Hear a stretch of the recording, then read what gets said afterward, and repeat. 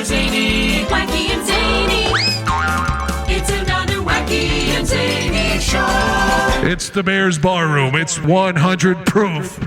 Some may find the following disturbing. Discretion is advised. This program is for mature audiences only. Bears fucking Barroom!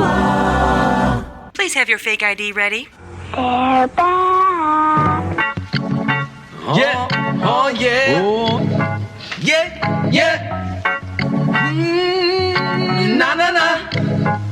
A Bears Barroom, they're the ones that fight for truth. Every week on 100 proof, even if the Bears win or lose. A Bears Barroom, they're the ones that fight for truth. Every week on 100 proof, no matter if the Bears win or lose. Yo, first, the smartest man, no tweets he's ever missing. Impossible, the mission, call out frauds with precision. A Bears 100 proof, these faces number one adorer. Slaying dumb tweets, cross-eyed like Contora. Never one to back down, shame be calling a fraud. Our dumbest tweets of the week, the mailman goes all out. Cheers, Bears fans. The fire Puerto Rican barkeeping for Chicagoland. He's the godfather, the one, the real producer. Always keeping the show together with the voice that will seduce us. Biscuit out of Firefox, the old timer never stops. IPAs, drafts, malts, crafts, barkeep takes the shots. No deny. Barflies appreciated worldwide. Canada, Scotland, England, Brazil, Mexico, and Dubai. Dr. Phil is the guy, the one to realize that the barroom needed a show with an endless truth supply. Go big coat, fought the narrative on color, brought the Jasons up, get paid for Mitchell. Now I'm the usher. Standing up for the truth, 100 proof with the guys. Almost burned off the show, but I came back for the barflies. Flies. Fuck a fraud and his keyboard, Twitter tough guys surround us. Raining truth on the Bears worldwide, barflies astound us. This is the number one pod, that's the reality of the truth. And if you don't know us by now, Bears 100 proof. A Bears Barroom, they're the ones that fight for truth. Every week on 100 proof, even if the Bears win or lose. A Bears Barroom, they're the ones that fight for truth. Every week on 100 proof, 100 no matter if the Bears win or lose. The NFC North 2018 Division Champions. They're the ones that fight for truth. Yo. Every week on 100 proof, even if the Bears win or lose. MC for a Bears Barroom, they're the ones that fight for truth. Every week on 100 proof, no matter if the Bears win or lose. And they win the NFC North. You know you got to feel it. You got to feel it. We started out slow. Third quarter, we started fast, and we've done that. And so it's like I'm trying to figure out myself what's the why behind that, because I want all of us, and I know our guys want it. We want to do it early. We need to do it early, and that's where it's like all year long we're just waiting for that one drive. And so I took that away. But then the other part that I took away is you saw that at least offensively we went in spurts. We had a nice little spurt there of a couple scores in a row, and the defense feeds off of that. You get a turnover. So that was the pros. Cheers, Bears fans! This is Bears 100 Proof, and you just heard Bears head coach Matt Nagy talking about the pros from Sunday's win over the New York Giants. My name is Aldo Gandia. I serve the drinks here, but don't you worry, the stars of our show are here. They are, of course, Draft Dr. Philotoshin and Shane, the smartest man in the barroom, Marsaw. Welcome to this special Monday night show of Bears 100 Proof. We will be on Mondays for the next 2 Mondays. This is Monday, of course, November 25th, and then next Monday, December 2nd. So set your schedules accordingly. Let me bring the guys in right away, and so we can talk about all sorts of topics and have some fun. Let me begin with Shane Marsaw, the smartest man in the barroom. Oh, sorry. This isn't Shane. This is the dumbest man in the bar room. Sorry to disappoint.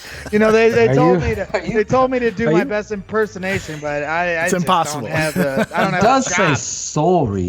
He does say go that was up. the only thing I could think of was sorry. He says it like a Canadian. It's weird. Exactly, he does. Well, I don't get that sorry stuff. We need somebody to be able to imitate his ass. Yeah. Well, I do have a damn- guy that can do an impression of me. And Really? It's spot on. Yeah, he's a Giants fan too. We should call him up. Oh, you want to? Can you call him on a line? Yeah. If I text you his phone number, but Yeah. not say it Oh, yeah. Text me the later number. in the show. Absolutely. Text me the number. You're such a weenie. That's right. I love you, Greg. If you're wondering where Shane, the smartest man in the bar room, is, he is taking care of a family event. He should join us a little later. And that the dumbest guy in the bar room voice was Greg Braggs, of course, star of Shy Fans in the Stands, and also a frequent guest on Waddle and Sylvie and so many other places you can find Greg. He is renowned around the world. Renowned, that's right, as one of the greatest cameramen of Chicago Bears practices and at games. In fact, Braggs rule. That's right. I was just going to say that. When you go to Bourbon Day next year, you will see signs up saying you can't videotape practices. It is known as the Braggs rule because he was putting the entire playbook up on social media. And you know what? The Bears won 12 games that year. And then this year that they didn't allow him to videotape any practices, they're playing like crap. So you figure it out. Yep, you tell me. I mean, come on, you know. They stopped the hype train, and all of a sudden the flames went out. You know, that's what happens when you suspend fun. Yes, exactly. That's exactly what happens when you suspend. And also that's what happens when you take yourself too seriously, you know? It's like we got these great trick plays, these secret plays. We can't let anybody videotape them. No. Guess what? They don't need videotape to figure that crap out. Run the ball. And then my favorite part was, it was like, oh, just Greg can't do it. That everybody else can do it. And they got everybody's trying to. Nobody's got a good shot. I'm just getting mad because everybody's angle is terrible. And then my favorite part now is watching guys like Brad Biggs and Rich Campbell trying to push the envelope on what their video. You notice they're stepping up their video game here lately. Rich Campbell, he put up a video of Mitch at practice at Hallis Hall and put some kind of context to it that was like, I don't care what the Bears say, get ready to see this deleted in a day. And people were like, ooh. Yeah, Wow. he put something up last week, during the week in Hallis Hall, a video of Mitch working on foot drills. Wow. And he put something to the extent of in the caption that I don't care. Oh, let's see what the Bears say to me now. Get ready for me to delete this in a day. So even the main beat writers are starting to take on to this whole video thing. Wow, check that out, Phil. All of a sudden, we got a bunch of copycats. Who would have thought they would have been doing that? Imitation is the sincerest form of flattery. That's right. They seem to imitate the bar room a lot. Networks created, shows. Well, man, yeah, I've noticed a little bit of it. Some of the things we say, some of the things we do, other people are borrowing from it. You know, it's the sincerest form of flattery, but at least give us some attribution. You know, come on. You can't beat us, join us. Hey, Phil, everybody, I've gotten like about a half dozen messages. When is the next Tape Never Lies going to come up? And I'm like, dude, you know, hold on. Jeez, the game isn't even tape over. Isn't even out yet. I know. So like, you're thinking probably Wednesday, right? I'm going to try because my schedule's tight due to the dumbest man in the bar room now, Mitt Romney's nephew, a.k.a. Greggy Sunshine, a.k.a. Mr. What we call him? Mr. Everywhere. Should we explain that? A.k.a. the Taskmaster. He's giving me all these. I remixed and redid the Shy Fans intro. Now I'm doing all these Christmas songs. Tell with us Greg. about that, because we've got a little clip here from the Waddle and Sylvie show on ESPN Chicago. While we're waiting for Shane. Exactly. So Greg puts me to task. We gotta do this. Yeah. You're a genius. He knows all the right things. You gotta butter him up a little bit. That's Just right. the butter, little like fluffy. a lobster tail. He's just putting it Too on. easy. It's too easy. The bobblehead's in the mail, Phil. I swear. I just keep dangling it over his head. Oh, Greg is like the sweetest dude. I'm laying in bed next to my wife, and she's like, I gotta say, Greg, you haven't made a ton of money doing all this shit for the show and everything. And it's amazing. But you really have met some amazing people. And she's like, Greg is just one of the sweetest human beings. This is my wife saying it. Wow. And I go, yeah, he's got me singing all these songs. So She needs to talk to Jenny, Greg's wife. Yeah, I want to get Jenny. Well, I told Jeff on the line. just as Phil was telling me that story, I told he him put the me on story speaker. I told him the story about the other day while Jenny was getting ready in the morning. She was naked after she got out of the shower. She's drying her hair, and I took my phone and I smacked her on the ass as hard as I could with it, and it left a big the imprint where the phone is. Oh it my left the imprint. Left the camera imprint. I go, That's right. ask Steph if she thinks I'm sweet now. Galaxy written right on her butt. Samsung. So he puts me to task. We're doing these songs, Aldo, and we're doing them for both Barroom and the Waddle and Sylvie show because Greg is so connected with these guys. I mean, they're in his intro and shit. So, we've had him on. We haven't had Sylvie. He's too freaking big for us, I guess. Yeah, tell him I know he watches. Lou Malnati's gift card or something. We'll give him his own song. How about we tangle that with him? The Silvermans. There you go. Right, Greg? You're going to write that with me? Now, Greg has written these lyrics with me, Aldo, with the new Lennon and McCartney. Damn. So I'm talking on my lunch break through, lyrics and stuff like that because Nagy and company and Pace are giving us some great material. So we've gotten 6 or 7 songs going. Greg's we were on a roll the other day with these parody songs. We shot off 6 of them in 45 minutes. The lyrics. And Greg's mom was hating. She was so impressed with me, but she was hating at the same time. Why? Hating why? Because she was all upset that, what was she getting upset with? I don't think she was appreciating Greg's. Yeah. Oh, yeah. She was. contribution. Well, because Phil had his daughter on speaker, Bella, and I had my mom on speaker, and they were both complaining to each other how me and Phil talk to each other so much, and we have our mother and our daughter sitting right in front of us, but here's Phil and Greg talking because they, so they were having a nice discussion of how they never get to talk to either of us, and all we do is talk to each other. But that's not true. That's not true. It's even a realm of truth. Yeah, they're exaggerating. We're just working hard and having fun. Come on now. That's it. Yes. So what happened today, guys? So today, I finished up because I had to edit because Greg is a taskmaster. He listens to it, and you know what? And I respect it because I'm the same fucking way.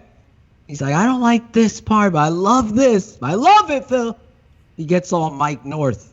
He gets real high pitched. I love it, Phil. But I love Little Nicky. Exactly.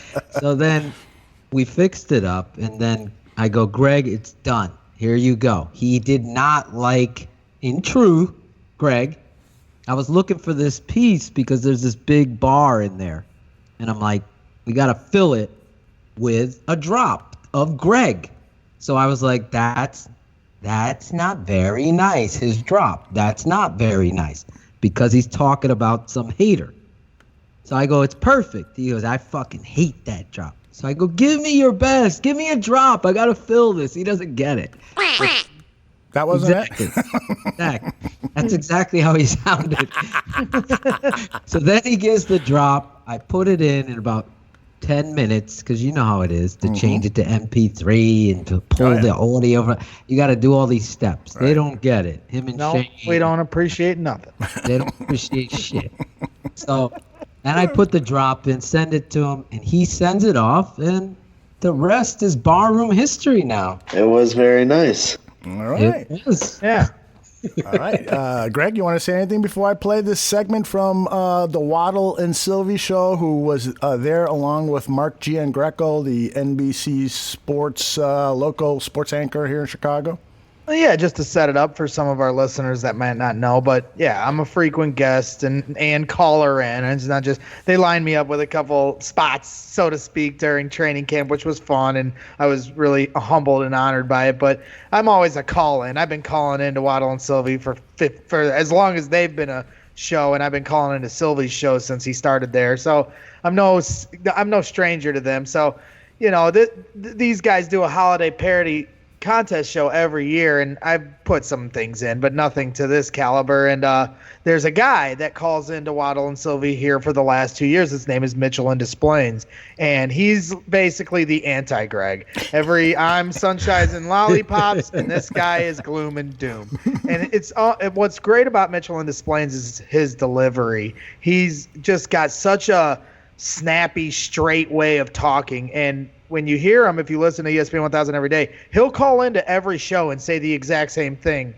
each show, and he'll do that for like months. And it's like the same words. And it'll drive you kind of crazy, but then you start to fall in love with the guy because he's so dedicated to what he's trying to say. He believes it. And you know, last year he sounded like the crazy person, hating on the Bears, hating on Mitch. Even with all the success they were having, he was steadfast that Mitch was a Canadian League quarterback. He'd say things like that, and I'd be like, "You're a nut job! Like, quit letting this guy on the air." And now all of a sudden, he sounds like the sane one, and I sound like the crazy person, and everything's completely flipped. And it got to a point where they started putting him on when I call into Waddle and Sylvie. They'd put him on with me, and we'd be having these funny arguments, and it's kind of taken a life of its own, almost a segment for the Waddle and Sylvie show. So me and Phil decided to put together a little song to dedicate that to him, and this is what we came up with. Excellent. All right, we're going to go to the Waddle and Sylvie show. Let's listen in, and they're going to play the song. Can we play? So I guess Greg Braggs Barton Fractional has entered the holiday parody song contest fray. Ooh. And I think there's a couple of based on the last caller and based on who's in our studio, I'm told there's some interesting lyrics. Uh-oh. Really? So this is Greg Braggs, who you hear often on this radio station. Yes, we do. I can't wait. He's the polar opposite of Mitchell and Displains. Mm-hmm.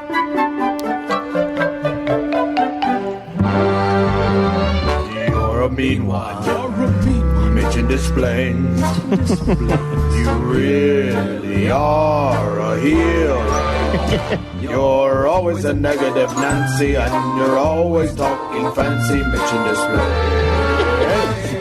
Displains. You love to call Sylvie by his first name, Mark. Let me explain something to you, Mark. You're a hater. Mitch and Displains. You never believed in truth. And now Abdallah puts you on every time I call Mitch and Displains. Quit kissing the butt of Mark G and Greco. I can't shake you. Mitch and Displains. Oh, Mitch and Displains. You haunt my dreams at night. You've spoken into existence, and now true Biscuit is ruined. Mitch and Displains. Given the choice between Glennon and True, you take the giraffe neck QB. Not pretty good. Wow. A little long. Kind of petered out at the I end. could have dealt without the third verse. That was a Mike Glennon reference at the end. I believe so. He basically is conceding at the end, isn't that? That he's basically saying he'd rather take Mike Glennon now than Mitch Trubisky. Listening to it, all I could see was the Grinch That Stole Christmas cartoon. It was very. I saw that last animated. year, the new one that came out. Yeah. See? Okay. As always, we appreciate the effort. Greg knows we love him. Waddle's That hating. probably isn't going to win, to say it. But it wasn't. mildly. I thought that was pretty good. I thought it went on one verse too long. Let's go rip him on Twitter later. No. I love him. Yeah, Greg's good. I made up with him. We're friends now. Oh, speaking of fights, I want to know what you. All right, that was pretty good review. I mean, I have to agree that last verse seemed like it was tacked on. You know, always leave them wanting more. You know, so you tighten that up a little bit, and that to me, that's a winner. I doubt they're gonna get many songs or any songs better than that one. What do you guys think? Well, it was very nice. Oh, It was very nice. I love the show. Yeah, I guess I wasn't thinking about the last verse, Dragon.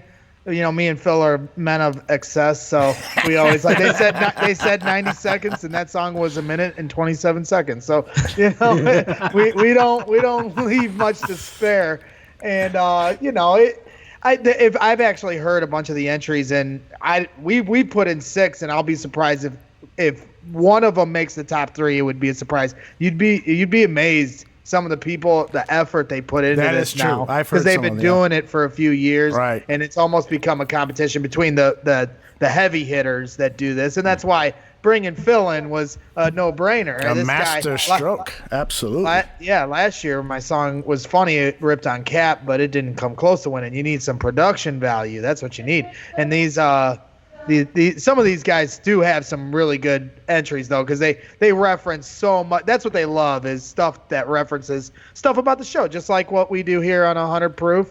You know, the funny little stuff that only people would know that listen to the show every day. You know, and that's what makes the parody contest fun. Speaking of production value, Shane, the smartest man in the barroom, Marsaw, has joined us. Shane, did you get a chance to listen to the latest opus? Yeah, I got to drop in on a music debut, my fucking favorite.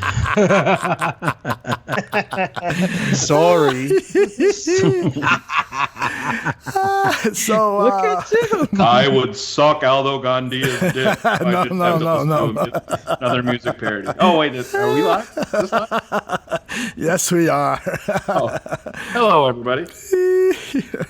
I can make much better music. La la la la la la la la la.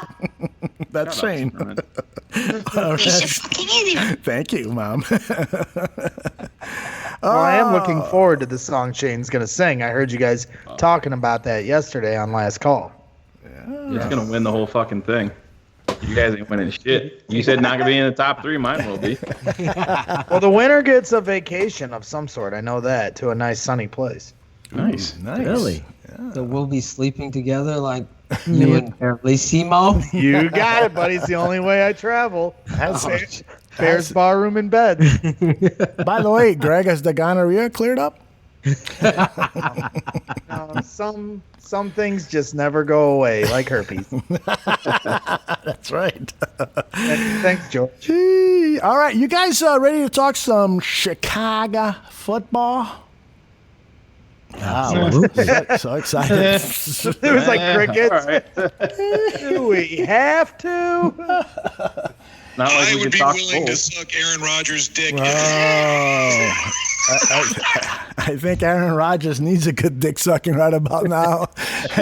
he threw for 150 yards or something like that. It's the second or third lowest total of his career. It was a pretty pathetic performance against the San Francisco 49ers. They certainly didn't look like a playoff team, but like I was playing Mike North, the rest of their schedule is so weak. I would be surprised if the Vikings can beat them for first place. So they're almost being given a free pass into the playoffs, but we'll see what happens. Who knows? They could this defeat. Sometimes when you lose a game like you did against the 49ers, it can stick with you. And I think they play the Giants next week. Maybe the Giants will upset them. I don't know.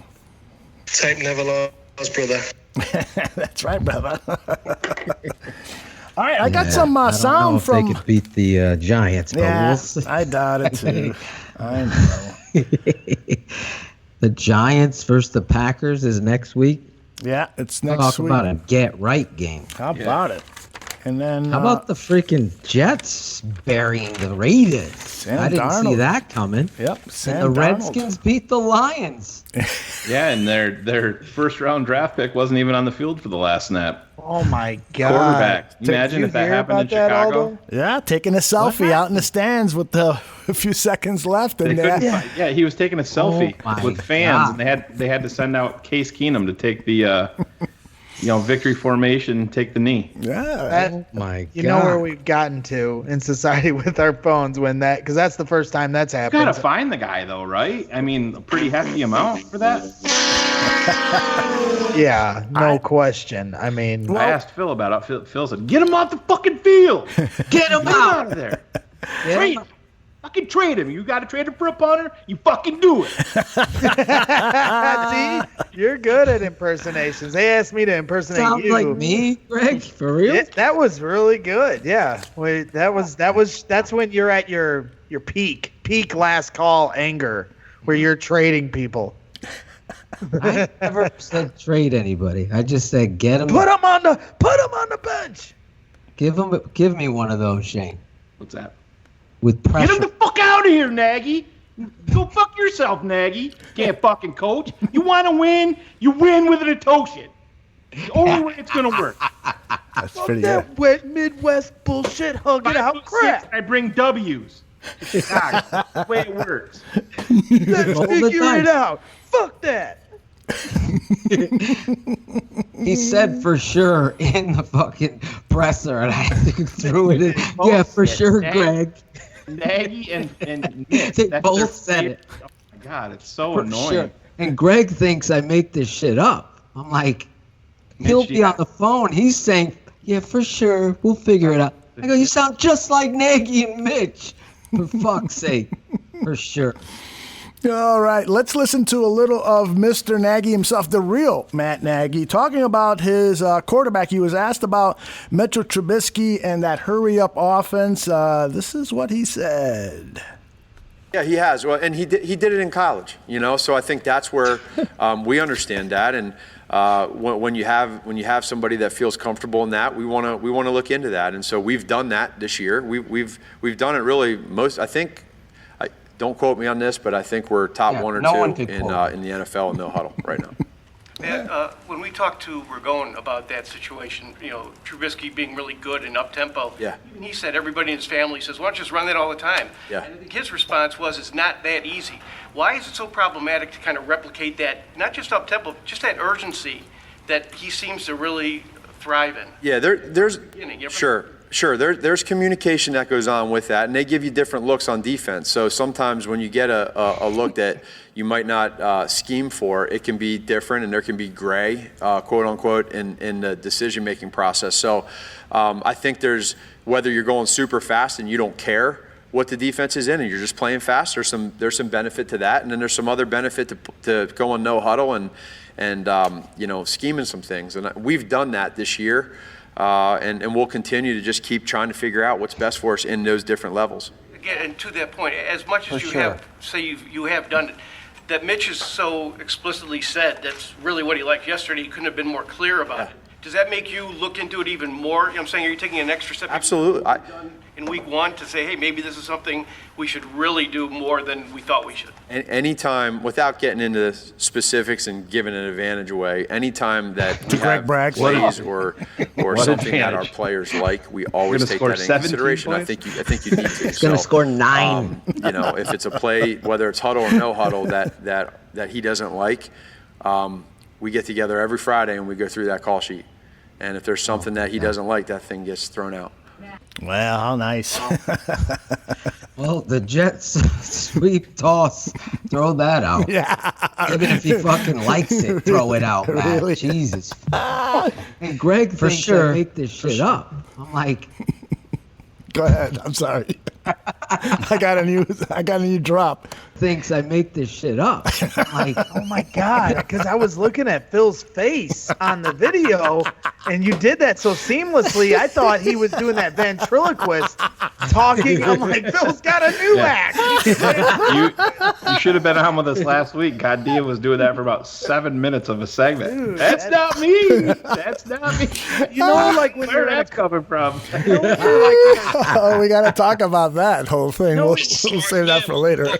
You know when you're in a car and it feels like it's moving, but really it's the other car moving? That's what it was like watching Phil talk, but it really wasn't him talking. No wonder you were in an accident last year, you asshole. That was a serious auto accident. Is that Cheech or Chong over there?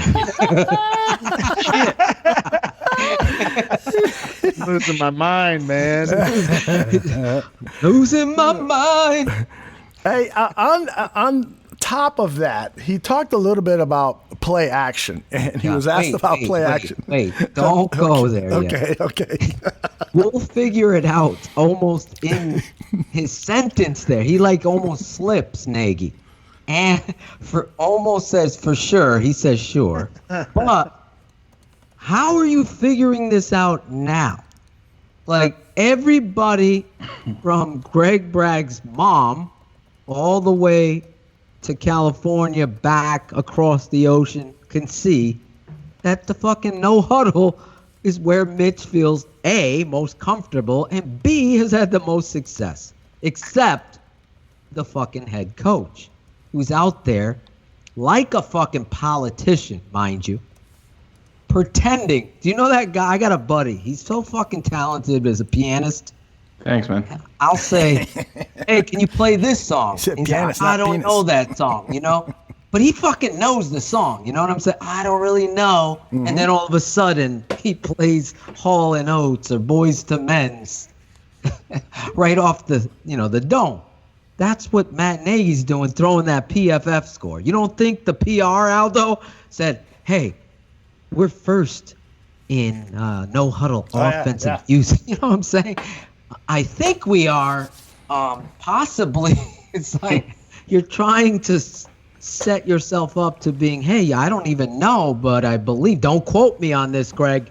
Don't quote me on it. And that's the kind of shit that you get from a guy that's a salesman. I just don't like that sale. You know what I'm saying? When somebody tells you don't quote me on it, what does that normally mean 95% of the time? I'm throwing a bullshit number out here. Just don't fucking check on it. Right. You got that right. Yep.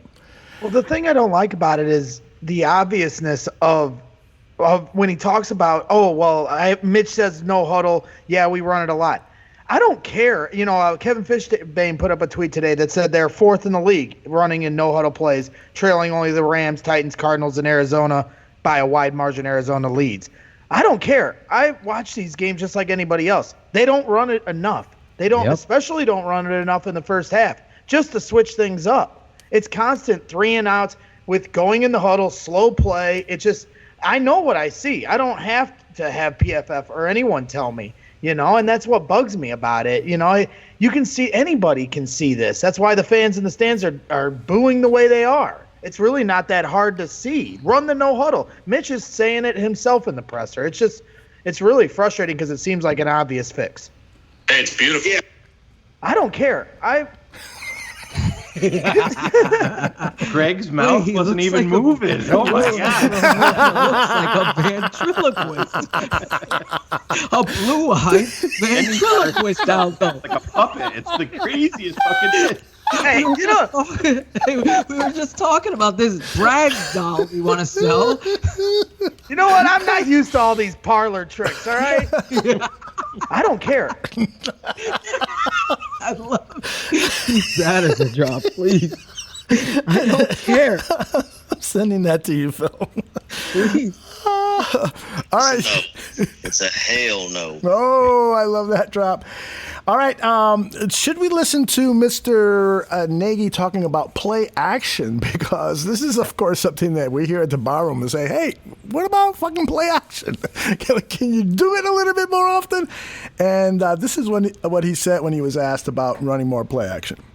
Yeah, we want to do all that. I think we have the ability to, and I think that's one of the things that that we know we can get to in regards to that play action stuff. We weren't towards the top of the league at all last year in play action. We didn't do a whole lot of it, but you're seeing that we have some success with it. You want to be able to run the ball too when you're doing play action. You want to try to have that going, and so between the run game, play actions, movements, screens, all that, anything that we can do that we feel we're doing well, we want to try to feed off of that.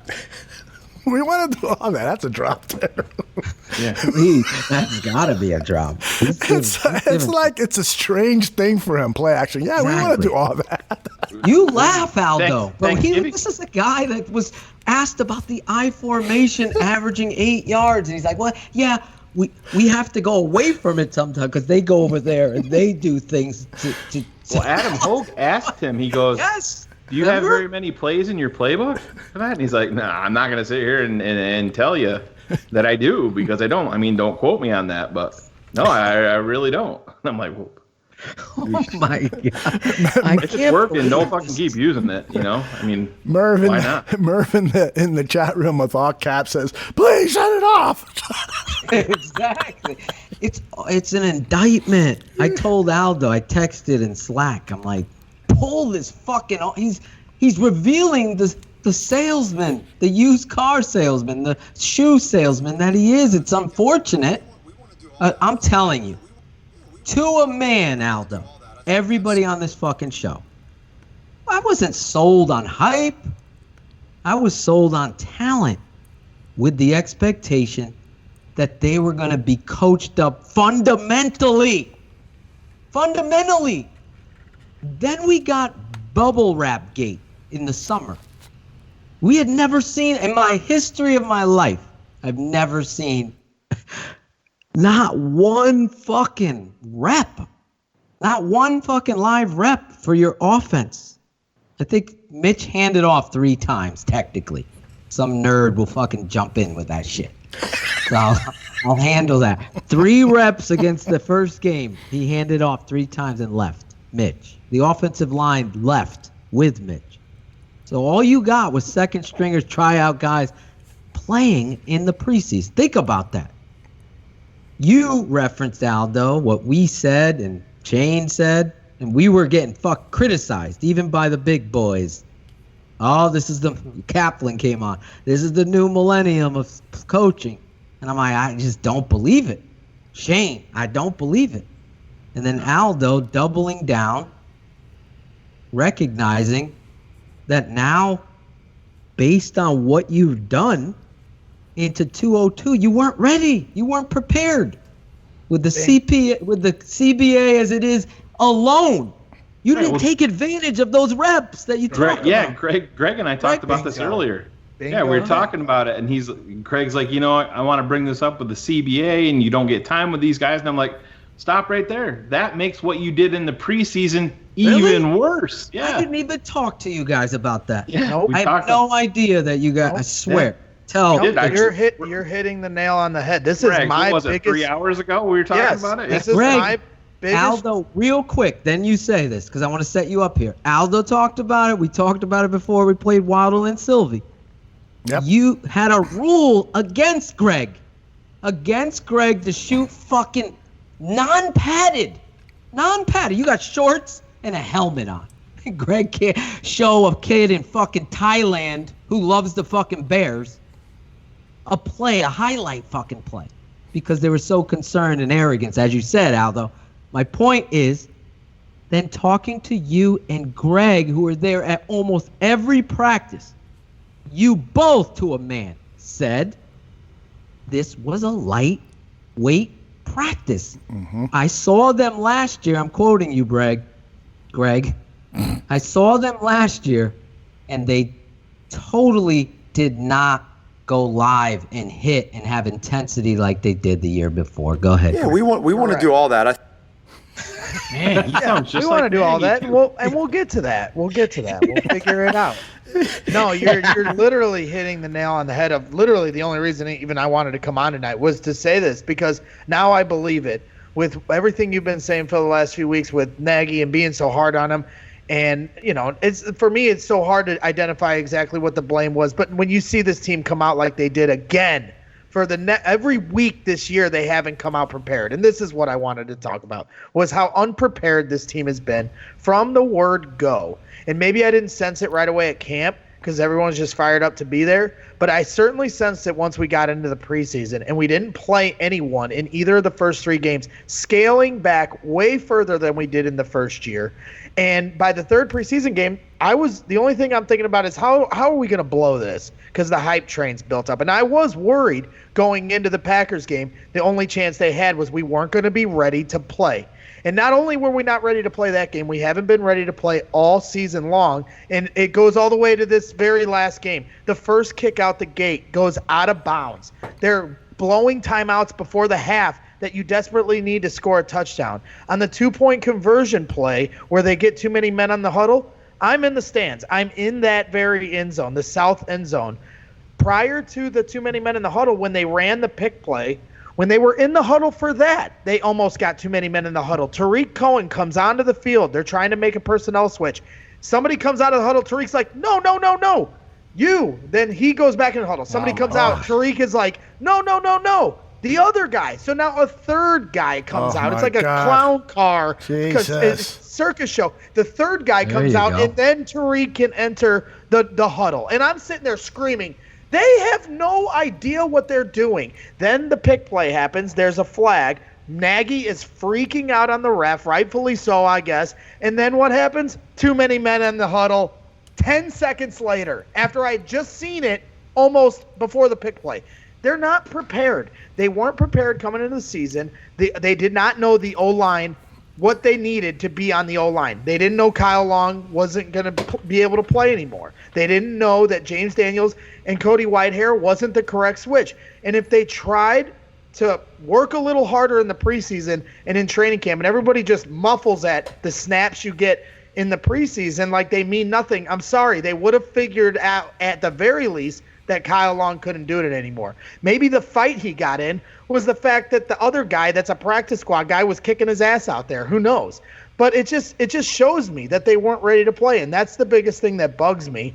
You know, the Kevin Fishbane tweet, the first quarter, they're 30th in the league in points scored. Second quarter, they're 28th in the league in points scored. Third quarter, they're second in the league in points scored. What does that tell Caveman Greg? That tells me we're not ready to play. And then as soon as the light comes on when we're down 17-0, they start scoring some points. That's what it tells me. What does it tell you, Phil? Yeah, we want to do all that. It tells me they're unprepared. They don't have passion. Aldo was talking about it on last call. How do you not go into the halftime? Shane jokes and will bust my balls, but he knows I'm right. Like, you gotta fucking be in someone's face and have it mean something. It doesn't mean shit to Leno. It doesn't. No, I'm not busting your chops for that. I totally get that part of it. 100%. I was I'm busting saying your as chops. me as a coach. I'm saying Yeah. you too. I mean, absolutely. You the art of sport is you either fucking love the game or you're fucking so talented you don't love it but you're doing it because you're getting paid. And then there's someone who's busted his ass to make it and just would do it for free because they love it so much. Those are the ones you're trying to find. That's what I knew Watson had in him. They love the big moment. Fucking yeah. I want to be in that. I fucking love that. Those guys who are assessing talent, who are using personnel, they don't get it. Just like you said, Al, Horsted. Well, I was shocked that he was even up. But he's in the game and you don't use him appropriately. Then you do. You get a touchdown with Robinson. And this kid needed to be here weeks ago. They let Kyrith White get taken because you're playing around with Sowell. Now White goes to Pittsburgh, has 41 yards, whatever the fuck you have. 6 carries for 44 yards. All right, but he's a part of their offense, and we lose that potential there. That, to me, for Sowell. He's one of the most explosive players that was on the team completely. I mean, yeah, he didn't get much of a chance, but I understand bottom of the roster guys, and they're going to flip over and stuff like that, but you can't find guys like that just everywhere that are that explosive. And he's another guy that you could fucking put back for 29. If you're not going to catch the fucking ball, then this kid will. Exactly. That's you use the mental competition to breed success, Aldo. As a coach, you get these guys. I could get the fuck out. Get them out. You're joking. That's what I said. Get White. Get in. What coach? No, you're not fucking playing. You think that motherfucker isn't embarrassed? If he has nothing in him, you got the wrong guy anyway. The fucking kid that goes in there now, White fucking catches a little dump off, takes it 45. Oh shit, we got something here. This motherfucker's out. He's out. And next week, he's busting his ass more. This is what they don't understand at Hallis Hall. They fucking care more about where's his contract. Okay, don't give him a shit. Don't let anyone see him. He's fuck out of here with that shit. Well, that was my one other thing about White. Putting the pressure on him, but also kick returns. You put two guys back there with that kind of speed. Shane talked, and this is the only point, and then you go ahead. Shane talked about Gabriel having 4.3 speed, and it doesn't show up on field. At all. Carice White is the opposite. He has 4.4, low 4.4 speed, and you see it when he's on the football field. That I couldn't believe that they fucking lost this kid due to Sowell, Aldo. That is the biggest fucking sin. I'm fucking stupid because I fucking didn't even know. I thought he was on the 53. I missed when they put him and cut him and put him back. Yeah. 40 thought they kept inactive. Oh shit! And our conversation earlier, that was the second biggest point I hit on with Shane, was the competition. In the first year, the difference between first year and second year camp, what was it? Well, the first year they all came out there and no one's jobs were promised to anyone. No one's roles were assigned to anyone. And they were also all out there trying to prove it to Nagy, and Nagy was trying to prove it to them and all the fans that are out there. That's what it was. And then the second year they come out there, well, everyone's roles are assigned. No one's fighting for anything. They're all getting to sit around like fat cats because they know they're going to be starting. So it's just, let's just make sure we don't get hurt. Well, then you're going to come into the season not ready to play. You know, everyone makes fun of John Gruden around here. What you think he had? You think he went soft on his guys in training camp or the preseason? Heck no. You know, and that's the difference is, you know, that I mean, come on, be a little bit more like me. Be a little bit of a jerk. There's got to be something in there that pisses you off.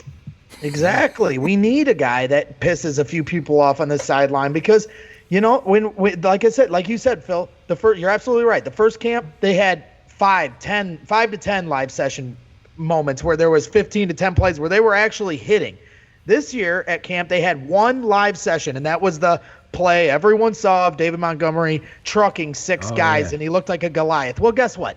You know why he did? That was the only time they tackled the entire time they were out at Bourbonnais. And, well, no kidding, he's running over guys. That was the first time they tried tackling in months. Right. So, you know, it's like they weren't ready to play. And that they weren't ready, and nobody was competing. Their roles were all assigned. The only guy playing for his job on this team right now is Mitchell Trubisky. You think he doesn't know every time he steps out there the last 6 weeks that his career is on the line? Nobody else is playing like their career is on the line.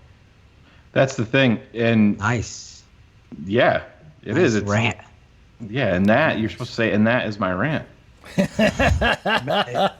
fired up. I told you I was fired up. I'm fired up after this one. Let's go. We're gonna get this shit done. Got some Gruden highlights ready for you, bro. What are you gonna say, Shane? I think I forgot. It threw me off. Parent-teacher contest. That rant did it. Waiting forever. Oh shit! Oh shit! Oh shit! Tonight's gonna be Aldo's night. He figured out how to repeat right away. Exactly that night. NFL Films presents Aldo Gandia. Oh shit! That might be my favorite of all time. Oh my god! I know and that's me saying I know exactly when I said that. All right, we have to talk about the offensive line because word is that Bobby Massey is not going to play on Thursday and probably will miss the next 2 to 3 games. That means Cornelius Lucas will be the starting right tackle. He will play alongside Rashard Coward. The right side of the Bears offensive line is going to be a major issue. We've got to keep an eye on that. Guys, Shane, what do you do? It's going to be a major issue, really? Yeah, we need Kyle Longback, even if he's lumpy. Shane, I mean, how worried are you that this is going to go from awful to really awful? I think we're there, and I honestly, it goes back to I mean, you can include other position groups in this. I was talking to Greg and even Phil about it earlier. It go with Taylor Gabriel. You put a guy like Alex Bars in there, let him. I think he's the type of kid that you put in there and let him play. Once he's on the field, I don't think he's ever going to come back off. Right. Where do you put him? Well, start at the top. I mean, on the offensive line, who has been held accountable? No Kyle one. Long. They put him Not on even Kyle. They save him. Yeah, they had to shut him down. Right. Essentially, right. But I mean, can you lose playing him at right tackle over Cornelius Lucas? Mm-hmm. Or if you shift Coward out and put Bars in at right guard? My concern is, Alex Bars was a left guard in college. He played a little left tackle in preseason when there was an injury issue and he was filling and had never played left tackle and did an outstanding job. But, that's against second and third stringers. Now we're asking him to go up against the Detroit Lions at right tackle position he's never played. I don't know, man. And Alex Bars his second move. Alex Bars himself said that he wasn't ready yet, and so he appreciated being on the practice squad and learning the position and stuff. So, we could be rushing this guy in there before he's ready to go. You guys, well, Lucas filled in what I forget the first game there that he played. He surprised me. Yeah, he did. He surprised me. Wasn't it at left tackle that he played the first time this season when he went in at left tackle, Lucas? No, he started at right tackle for Massey. Yeah. Okay. Yeah, because I don't think Leno's been off the field. Leno's played every snap. Oh wow, fuck. Well, let me ask you guys this: Why He's wouldn't played you? everyone half-assed. Let me ask you this: Why wouldn't you move Coward to right tackle and put Larson in at guard? Because, Greg, you're trying to get this young, talented football player that you just said has competition inside of him that wants to be. Because right now, the biggest issue, aside from coaching, is the want. The want to do it. Those guys don't want to attack the football. But I think it's a mistake just to expect that this kid is going to fail there. Because the guys that are in place are failing there. Yes, they're the worst. I would rather this kid struggle and give effort. Like, I was most disappointed with somebody I never assumed that we'd have to worry about effort with is when I watched Tape Never Lies last week and I saw Cody Whitehair walking up. Finally, Tariq Cohen shows some effort and some nuts running the football. And I look back and they're 65. I was crushed. I was demoralized watching that stuff. I just don't know what you have to lose. I mean, can Bars be that much worse? I guess maybe he could. This is a franchise that started Jamarcus Webb, Frank Omial. Let's think of some of these left tackles that they've started. Schaefer. Remember Schaefer? We started Vlad Dukas. We've had... You got to find talent that's young. That's where you skip over Ted Larson. You let this kid learn.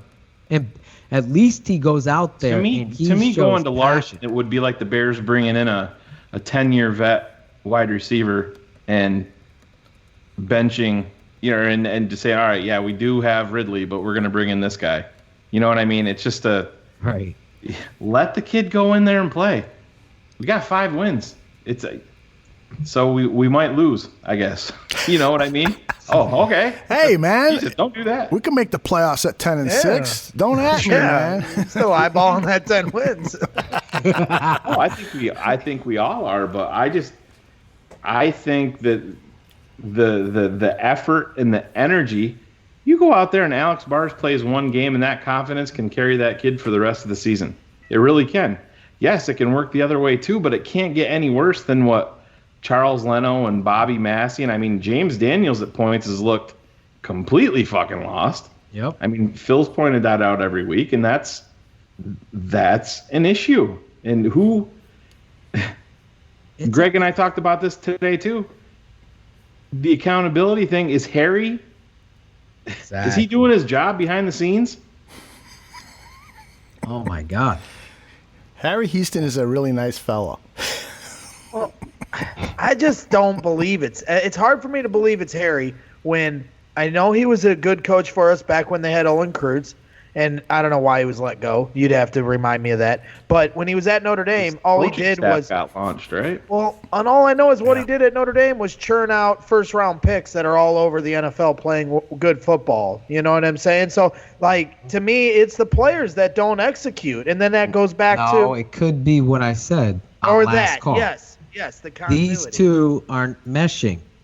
So if Nagy's game plan or teaching is opposite of what... Exactly. If they just hired this guy on name and status, Aldo, instead of sitting down and talking, this happens all the time. Let's talk about this for the Good Old Boys Network. Aldo, you spoke on somebody coming on the show and then afterwards talking about Dowell Loggins and that this guy's only in the NFL because he's friends with guys that are in the NFL. Right. This happens all the time.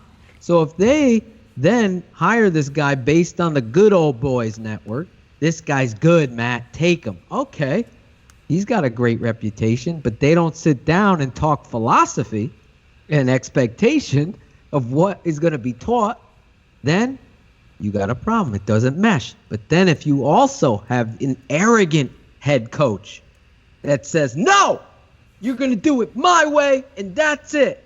And he's destroying or circumventing what you're trying to build as an offensive line coach and your teachings.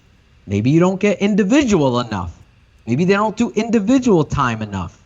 They don't go over technique. I'll tell you that. They don't know rules. They don't know how to block, counter, or trap every fucking... Like, that's a sad point that I'm watching these tapes all this time, breaking it down for you on YouTube, and the one thing they don't do well is trap.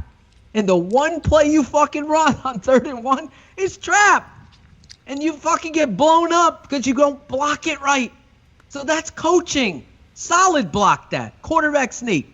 Solid block that. Dive. Let him run inside zone. Whatever. Don't fucking run trap. They're doing it on the goal line. Loss of 4. I'm telling you, rules aren't being done. The meshing of these two, like I said, Harry could be the greatest coach. I respect Olin Kreutz. If anybody I respect is him. Some of these other fucking Jeff Schwartz, I don't respect. I see these guys talking. I don't agree. Most of it I agree, but some I don't. Doesn't matter on scheme. If you block an area and these guys aren't playing to the whistle. So then who's holding them accountable, like Shane said? Because it ain't Harry. It ain't Harry because that shit ain't going. He throw it. Remember Adam Hogue and Larison and somebody else in the stands. Oh, Harry's pissed. He threw his fucking play sheet. Or whatever the fuck he threw. His headset. What's that doing? In fact, I saw a shot this weekend of Harry Houston coaching them up. And I honestly, I'm not going to read into this, but I'm going to tell you what I saw were players staring off into the distance while he was talking on Fox. Go look. Oh, what the fuck that is. That's Dowell Loggins sucking John Fox's cock. Sorry, go ahead. No, my last point. Harry's talking to them all. And listen, this could be just a moment, but it fits exactly what I'm concerned with. That they're tuning their coach out. He's talking to them, and they're looking up into the second tiers of the stadium. That's a problem. Because if I'm talking to you, now look at a test, I would say, are you listening? Are we, because this is embarrassing, okay? Because you can't even fucking block. The biggest moment of the fucking game, they can't block right. That's a fucking issue. I'm sorry. It is a fucking huge issue to Mitch's ability to assess who Mitch is when they can't even fucking block. And when they do, someone doesn't run their route right. And then, Phil, you're making excuses up for this guy. What the hell voice was that? That's the nerd voice. That's an issue. Greg gets upset. Yeah, he used that voice for my voice. And I was like, don't use the nerd voice for my voice. I'm not a nerd. That's you do an like issue. Star Wars. Well, that's an Joe issue. called you a nerd. I'm just letting The thing that I'm going to take in, it does go back to a coaching issue, but one thing that never gets talked about on this offensive line is Charles Leno got an extension. He was a 7th-round draft pick from Boise. Nobody expected him to even make the roster. Was Emery. 2013. Yeah, Phil Emery drafted him. Bobby Massey just got an extension. Cody Whitehair just got an extension. James Daniels is a high-round draft pick, 2nd round. What was he, like 35th or something? Whatever he was. So he's making a lot of money. These are the guys that you're not supposed to worry about, but it's an issue there. And there's guys on the other side of the ball. Not saying that they're making money and not producing, but there's guys that are due for extensions. 39. I have humongous issues. What's going to happen to these guys once they get paid? There's one guy that talked about tonight. Are you extending Tariq Cohen? I'm not. Hold on a second. GM Bragg. Let's do this. Let's go around the table and get everybody's take on who should be cut at the end of the season. Because if you cut, for instance, Leonard Floyd, if you cut him before June 1st, you will save $13.2 million. Shane, what do you say? I'm not. No, I'm not cutting him. So you're going to pay the 13.2. Phil, you say cut him? Absolutely. Goodbye. Greg Bragg. There's the door. Richard Simmons. Greg Bragg. Yeah, I guess I would. What's the worst that could happen? You just bring in a guy that I'll what's take his production? 2 other guys for him. Go ahead, Greg. I'm sorry. Yeah, there's no production from it. There's no fire. His contract is only guaranteed for injury. No, we're saving $13.5 million. 13.2. You've already made your decision. Right. We're listening to Greg. No. I'm just telling you how the contract is set up. The 5th-year option is only guaranteed for injury. I don't know what that means. Caveman Greg doesn't know what that means. Explain this to me like I'm 5. The Bears picked up his 5th-year option, and so if Aldo said he's making 13 point whatever. Yeah. They could since they picked up that 5th-year option doesn't mean that he's making it. You can, just like Aldo said, you can release him. He could be cut down in the final cuts, and that's that 13 point whatever million. You're free and clear. You do not owe it to him. But why wouldn't you just get rid of him now and get that money for the offseason to make a move? But why get rid of him now? You need a linebacker. It's not. He's saying you're not going to wait. You're going to keep him for the rest of the season. I'm not talking about now. I'm talking about I'm talking about the offseason. You're doing right. I'm not talking about this minute. I'm talking about before the draft. Before the draft. Save that $13.5 million. You designate him as a June 1st cut right before the draft. Mm-hmm. Exactly. That's what I would do. Look at anybody that comes in is Nick Kwiatkowski, Nick Williams. There's just so many these guys that are getting their shot. They're playing with fire. I want somebody to play with fire because Khalil Mack, we see him against the Giants going through a triple team for a sack. That's amazing. But I'd like to have somebody on the other side to where he only has to go through 2 guys instead of 3. Worst case scenario with a guy that's on an unguaranteed contract, because we all know that money's not going to be the issue, because you're not paying your quarterback. So That's the ace up your sleeve. There's no extension there for Mitch. I'm keeping him just for the simple fact as you can dangle the guy as trade bait during camp. If, a contender, you're telling me that if the New England Patriots went out and lost a guy, a pass rusher, that they wouldn't look to get Leonard Floyd for a 3rd-round draft pick or a 4th-round draft pick? Yeah, 100% they would. So I'm not going to give that away. Is Charles Leno uncuttable? Yeah. Well, if you cut him, you would have $7 million in dead money. And you would save $2.9 million with Charles Leno. So what that means is because he's owed $10.3 million next year, you cut him before June 1st, and $7.4 million remains on your cap. 2.9 is released from the cap. Yeah, I mean, I think I understand your point bringing up like Leonard Floyd. I don't think that he's going to be a guy, but I mean, you're talking about the list that I think we should be talking about is Gabriel. Gabriel is gone. There's no doubt about it. Prince Amukamara. I know he's played better, but I mean, it's what is it, 8 or 10 million? Right. You would have $1 million in dead money, so that remains on the cap, and you save $8 million because he's due $9 million. So you save $8 million in cap room. Wow. He's gone. Well, the person I'm definitely cutting too on the offense along with Gabriel is Trey Burton, because Eric Ebron available in the offseason? Yes, he is. Hold on. Who's got Floyd? I just want to catch up here. I'm confused. Aldo, are you Greg out said with he's gone, Floyd? and I don't know what Aldo said. Yeah, I'm saying goodbye to Leonard Floyd. Thank you. I'm with you, and I want to send a message to the whole fucking locker room with it, too. Don't fucking come here thinking you're going to fucking patty cake.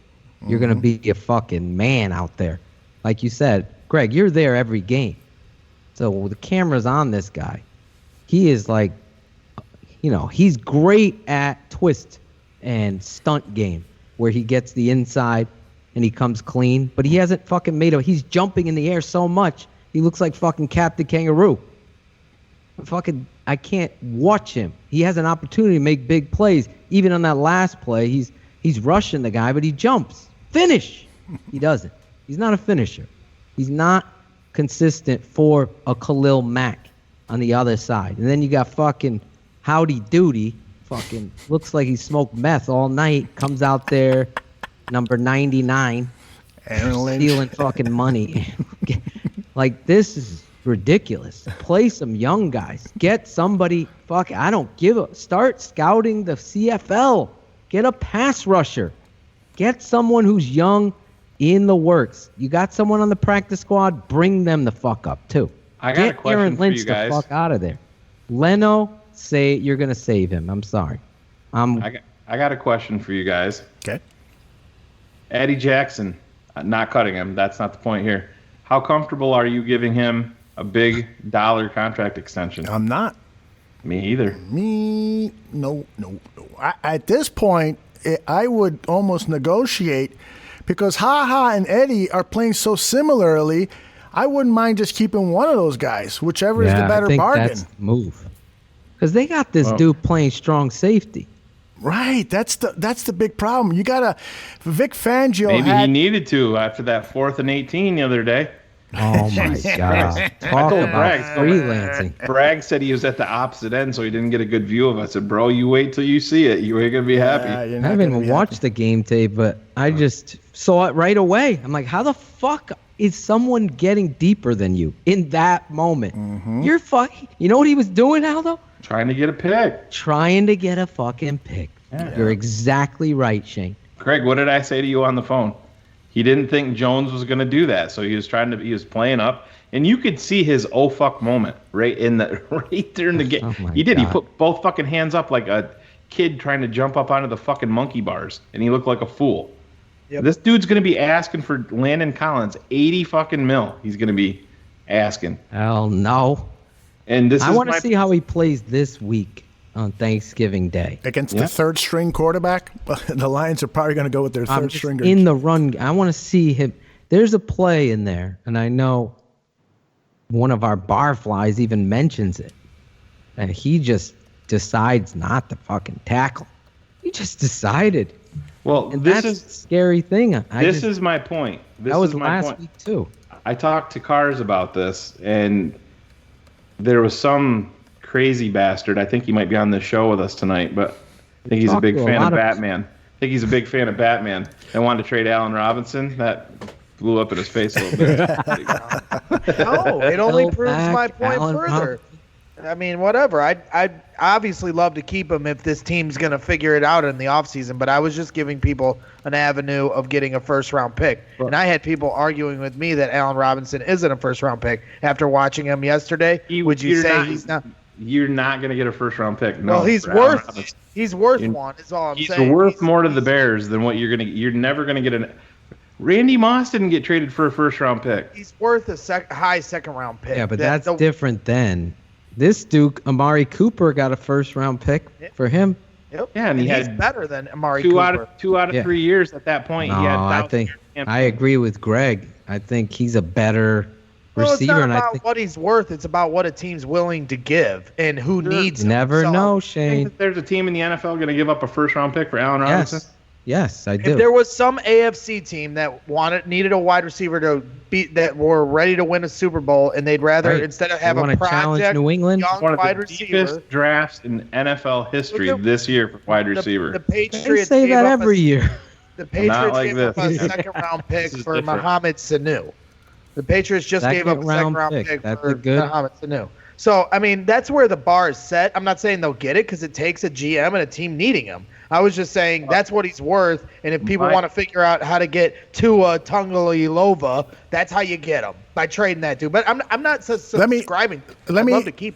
Let me just suggest this: you trade. Will you trade Allen Robinson to the New England Patriots for their first-round draft pick, and one of your lowest second-round draft pick? That way, you move up into the first round and potentially, pick up a quarterback or somebody that you want to have a 5-year option on. Say again, Aldo? That how the Patriots love to trade. And Oh yeah. Now I see what you're saying. Yeah, they will go and find a guy that has fallen out of favor, and they have no intention of picking up that 5th-year option because then they're going to lose. They'll get him in their system. Right. He'll become a better player, and then they move on in free agency, and then it's all about compensatory picks for them. Yeah.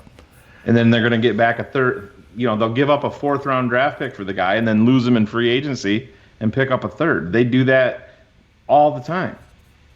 Well, if you keep Allen and it works out, great. But if they fall on their face again next year when they keep everyone like we know they're going to, and they fall on their face again, Allen's just going to leave. He's only got 1 year left on his deal. And I'm not saying doesn't need to be a show about trading Allen Robinson. Let's keep him. I'm just my only point to it was this is how you get another draft pick to fix all these problems we have. Back to what we got onto this because I was just busting Greg's balls about Allen Robinson more than anything, but Eddie Jackson, Aldo, you wouldn't pay him. That kid's going to have value in the NFL. Oh, yeah. That is where is that an avenue that you would, is that a road that you would go down and see what you could get for Eddie Jackson in trade? Tag him, you're saying? No. He's going to be unrestricted? No. He's under contract for 1 more year. Right. Oh, okay. Yeah. Eddie is. I would definitely in the offseason be shopping him. Fucking Because you know what? You know who's going to 100%. hold out? You know who's going to hold out? Eddie If they Jackson. don't have, you're goddamn right. You're you don't goddamn right. You think number 29 will? Those are my 2 biggest fears on this team of guys that to me there's 0 shot to give him an extension. That's sailed. He's not going to get one for me if I'm the GM in Chicago. Eddie Jackson has value around the league. He's actually older than Clinton Dix. Did you know that? Yeah, he's almost a full year, right? Or month. Yeah. Yeah, but still, it's if they wanted to recoup a draft pick, and this is the problem in Chicago, you've been looking for a safety exactly like Eddie Jackson forever. This is where the psychoanalysis comes in with these GMs, where you have to read these guys, and sometimes it's not based on talent. You have to project them as a person. What is this kid going to be like when I give him $80 million and 65 of it's guaranteed? The problem, though, is that the safety position is always the most difficult to sign during the offseason. You see so many safeties holding out, and there's just a glut of them on the market. For instance, 2020 free agent safeties. You got Jimmy Ward, the 29-year-old from San Francisco. You got Devin McCourty, but he's been talking about potentially retiring. Rodney McLeod from the Philadelphia Eagles. You got the Vikings' Anthony Harris, 28 years old. You got HaHa, who's 27 years old. You got Carl Joseph, who's 26 years old. You got Clayton Gaithers from the Colts. He's 28 years old. So I can go on. Trey Boston, 28. The market for safeties is going to be so rich in the free agent market. Who the fuck is going to trade a decent draft pick for Eddie Jackson? I don't see it.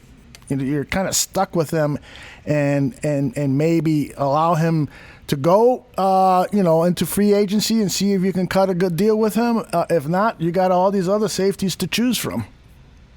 Who would you take over Eddie Jackson out of that list? HaHa, Clinton Dix.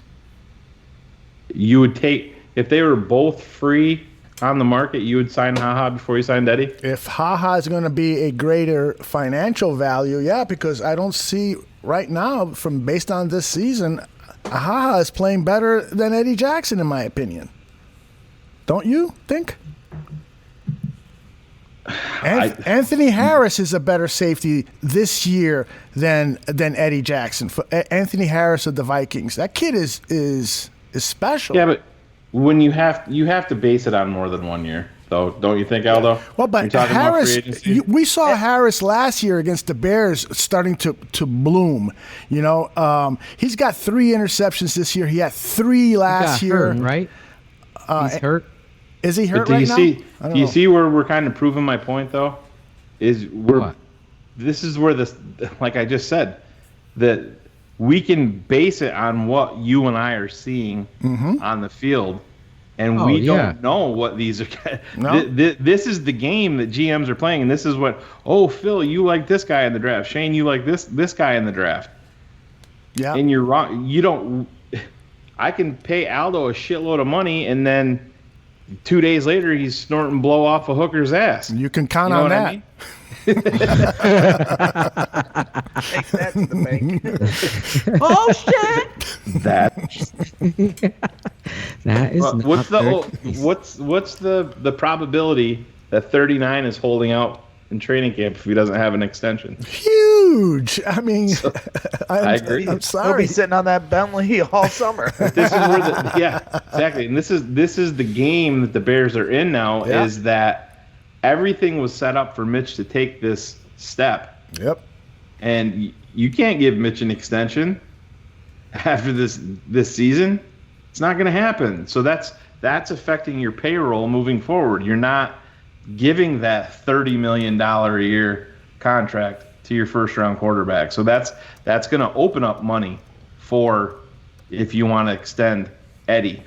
I mean, there's a chance they could bring back HaHa too now. They could extend Danny Trevathan, depending on what his injury looks like.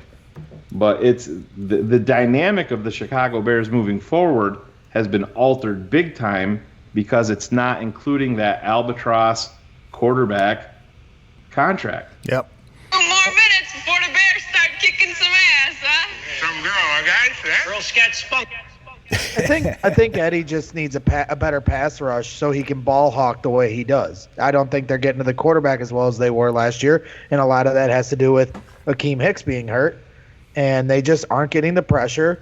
And Eddie can't ball hawk. I think that's the biggest part of it. Eddie likes to jump. Eddie likes to jump routes. He likes to bait you. He likes to stay back and make the quarterback think oh, this guy's open, and then he's so fast he closes. And I've seen him do it at camp a million times to Mitch. So, this is what he needs. I just feel like my point is, do you think that there's a financial aspect to it, that Eddie's thinking about the contract? Well, yeah, he's going to want to get paid top dollar. And then that's going to be the big question is, but do you think that that's affecting him on the field right now is what I'm saying? I have no idea. I guess I don't look at things along those terms when I'm watching, when I'm, I would have thought that'd be the furthest thing from his mind this year. But you know what? This is a business for these guys. So, I get fans, it. we forget that sometimes. You want to cash in while you can, but you got Eddie you and I talked about this today too. Eddie Jackson's going out, blaming the fans for booing and all that. Do a contract. Tariq Cohen's got his contract's coming up. He's going out blaming the fans for, we don't hear him. We don't hear him booing. We don't care. But then you're gonna rant on it for 5 minutes to a reporter. Yep. And that's, to me, that shows they're young. They're immature. And they're not taking this. Yeah. They're not taking this well at all. I'm sitting there in the stands. A guy literally yelled after the interception in the end zone. I hope literally at the Bears bench, he yells, "I hope Mitch has a heart attack and dies." It was his exact quote. And so these players hear these things in the tunnel. Yeah. I've heard guys.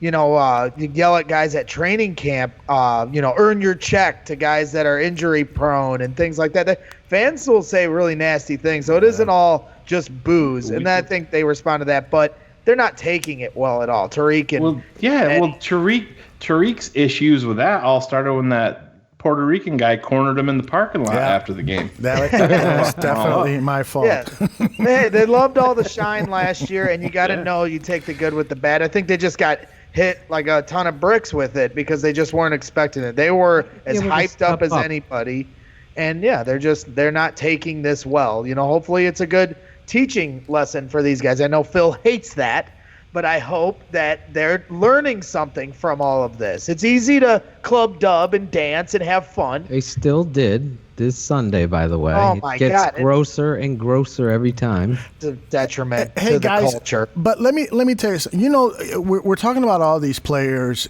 and really, in my opinion, the solution to the whole problem is to get a new head coach.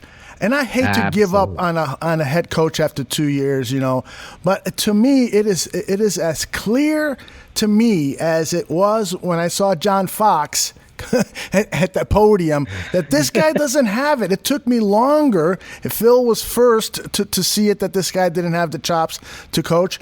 And now after what I have seen this year, I know that this guy is not ready to be the NFL coach.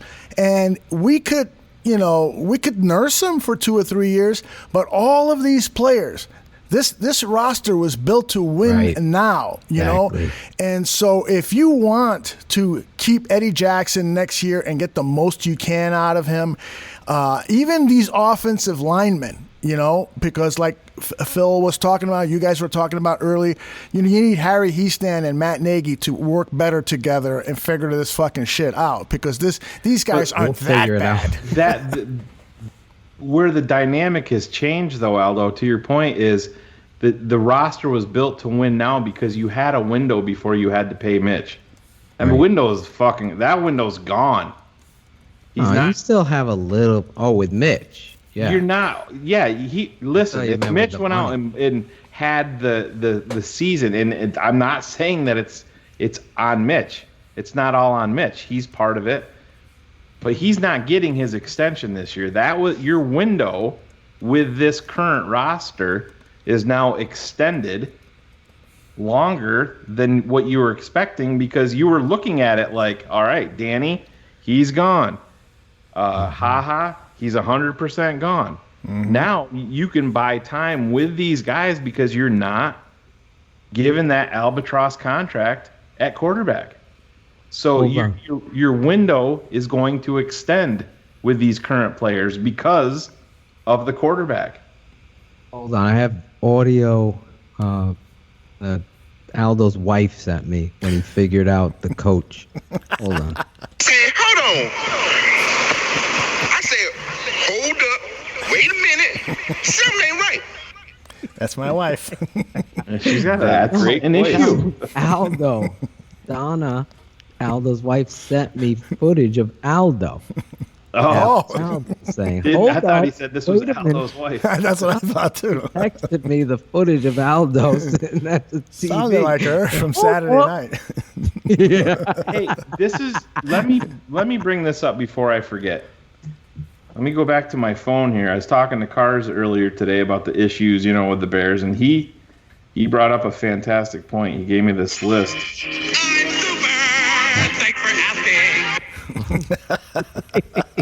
Phil and Aldo and Greg, who are the brightest offensive minds in the NFL?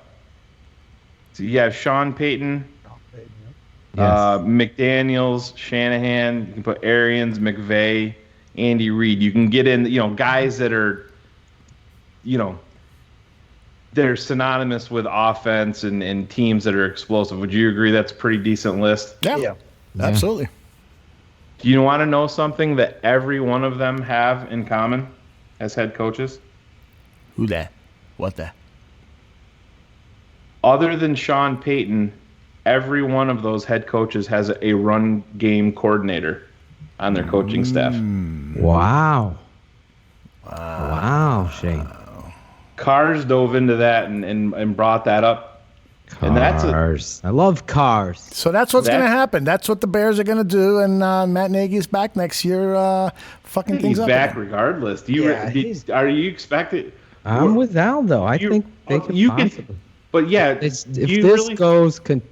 they lose on Thanksgiving, and then they lose to a shitty Lions team, they're gonna go 8-8. I don't know. I don't know what they're gonna go, but I'm telling you. Harrison said 6-10. Play the tape. He did. Jarnack. That's to me where the rubber meets the road with this team. Everyone talks about get rid of Mitch, get rid of Nagy, get rid of all these guys. I've even said stupid thoughts, get rid of trade Allen Robb. None of these are the right option. And to me, in my opinion, I know everyone thinks, you fix the quarterback, everything's going to be hunky-dory next year. I personally think that they need, and I believe this is what they're going to say when the season is over, that they're all going to still be here next year. They might bring in some kind of competition. Like Shane said, let's bring in a one-year guy, draft a guy, and see if one of those guys flashes. If they don't, Romney? Yeah, if they don't do that, it's imperative. It's a layup that they will. Yes, That's what I'm saying. If they just go through and say this is Mitch's team and this is it, then they're all gone. Oh, you just gave me a great idea for a song. Don't be surprised if that's what they say when the end of season presser. Who loves Huey Lewis in the news? Yeah, they can say that maybe to play their poker cards like they like to do at Hallis Hall. But holy shit, if they're just gonna ride or die with Mitch and not, my God, Hallis Hall will be burned down. We will play the fucking song. I'll have to remix. There's no question they're gonna draft one. There's no question. The question is, are they gonna bring?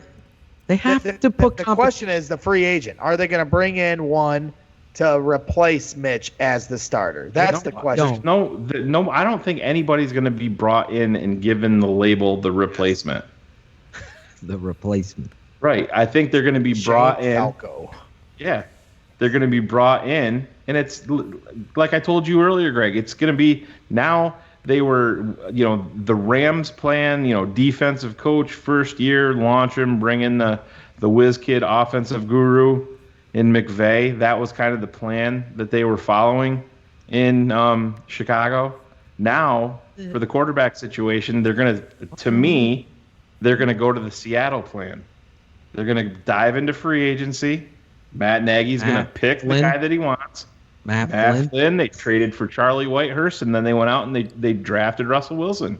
And then what did they do in camp? Just because Matt Flynn got paid, it didn't matter. Because Russell Wilson started to shine. You know what? Yeah. Best man's going to win. Pete Carroll does that. Yep. Right. That's why we praise him. Does he have a run game coordinator, Cards? Nope. You want to know? He should have in the Super Bowl. Exactly, right? So Get rid of Mitch. Get rid of Nagy. Right. Get rid of all these guys. He's a ventriloquist. I'm telling you, people might think I'm nuts, but I'm bringing these guys back next year. I'm going to give this dice one more roll. See how we've seen how they responded to success or bad. Wait a minute, but that's rainbows and learning on the job. That's not what this you just is the said. Fucking NFL, like Aldo said. Craig, that's not what you just said a minute ago. You said get rid of Mitch, get rid of Nagy, get rid of all these guys. That's what you said. Well, my mind. Wait, did I say that? Look at him. Yeah. Get rid of Mitch, get rid of Nagy, get rid of all these guys. That's what you said, man. I did not say that. Did I say that? I did say that. You did say that. Unbelievable. Oh, my mind right now, man. You don't know what he's thinking about. Hey, let's do. We're gonna do tweets. Yeah, I can fire off some. Doing All right. tweets before Ringy Ding. All right, so you want to do tweets first? Okay, let me Cool. cue up tweets. In the meantime, talk about. Get rid of Mitch, get rid of Nagy, get rid of all these guys. Talk about that for a minute while I find the music. Greg's looking back on his own recording. Did I say that shit? I'm still trying to. You gotta send that into Waddle. You gotta send that into. Yeah, really. Text that to Mitchell from Des Plaines.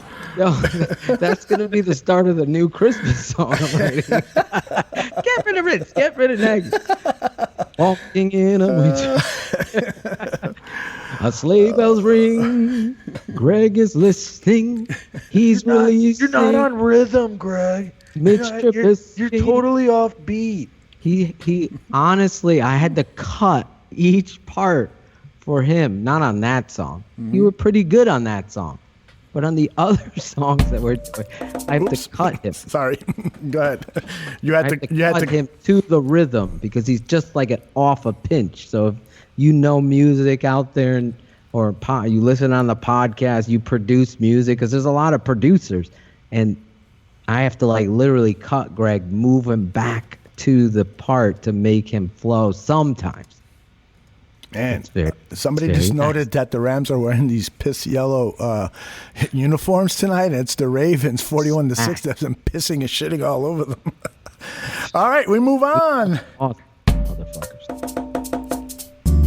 Oh yeah. Oh yeah.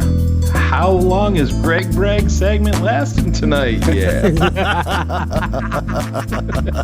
Oh yeah, he's the smartest man. He's like Greg Braggs. He moves around the stadium, but he's credentials. He's not like Matt Nagy.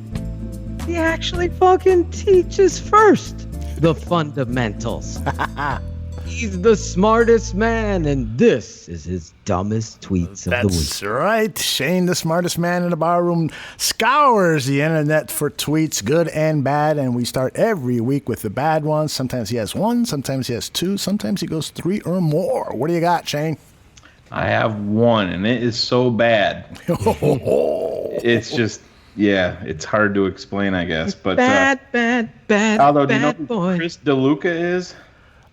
The deputy managing editor, news and sports, Chicago Sun-Times. Oh, yes, you know yes. Oh, my God. Yeah, and this is at Chris DeLuca. Mitch Trubisky threw his first interception the other day, and Chris decided to tweet out, "I miss Mike Glennon. Hashtag call me crazy." Oh, my God. Okay, crazy. And then not too long Crazy. after that, I'm going to call you fucking insane. Not too long the fuck is that?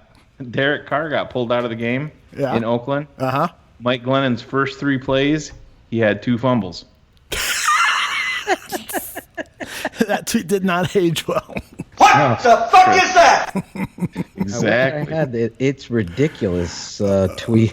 So, Aldo, to keep it short and sweet, Chris DeLuca, you are my dumbest tweet of the week, you asshole. Take it easy, Rambo. You're good at numbers, so now you think you know football. That's adorable. All right, we move on. Oh, yeah. Oh, Oh, yeah. Is Greg Braggs the new Dan Aguirre? Yeah. He's the one who stands for truth. You'll never see this guy braggsing me. He's honest about Trubisky. He's on Barroom to tell you exactly what Coach Nagy sees. He's the smartest man, and this is his best tweet of the week. All right, this is indeed the best tweet, and let's see if he's got more than one. What do you got up your sleeve there, Mr. Marshall? I do have more than one, and this one isn't a tweet so much. It's a. Just want to throw this out there, and this is from a Reddit user, and it's u/NarenJoss1. So it says, since 2000, the Chicago Bears offense has had the most 3-and-outs in the NFL with 973. Oh, my God. Since they both lived in a sort of fantasy world of, this relationship, and it was virtually only a relationship in text. Shut up, Tucci. Anyways, and he continued, since 2000, the Chicago Bears defense is tied for forcing the second most 3-and-outs in the NFL with 943.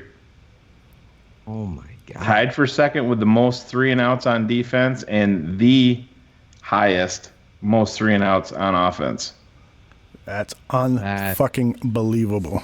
That is like the showcase of why your record is where it is. Exactly. For those nerds that are good at numbers.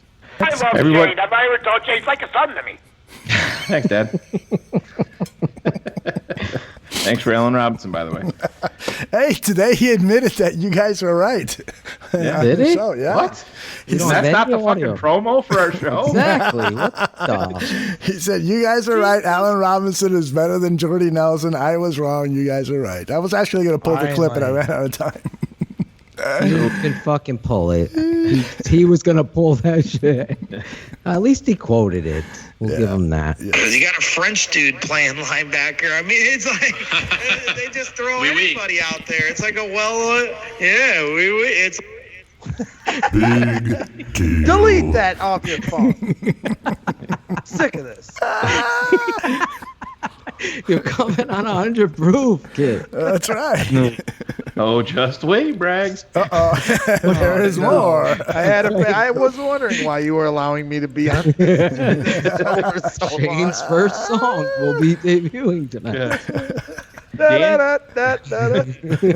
Durkin at DJ Durkin from The Athletic, I believe Dan works at. Correct? That is correct. Yes. Sent out a tweet, and it said, something to think about with Matt Nagy.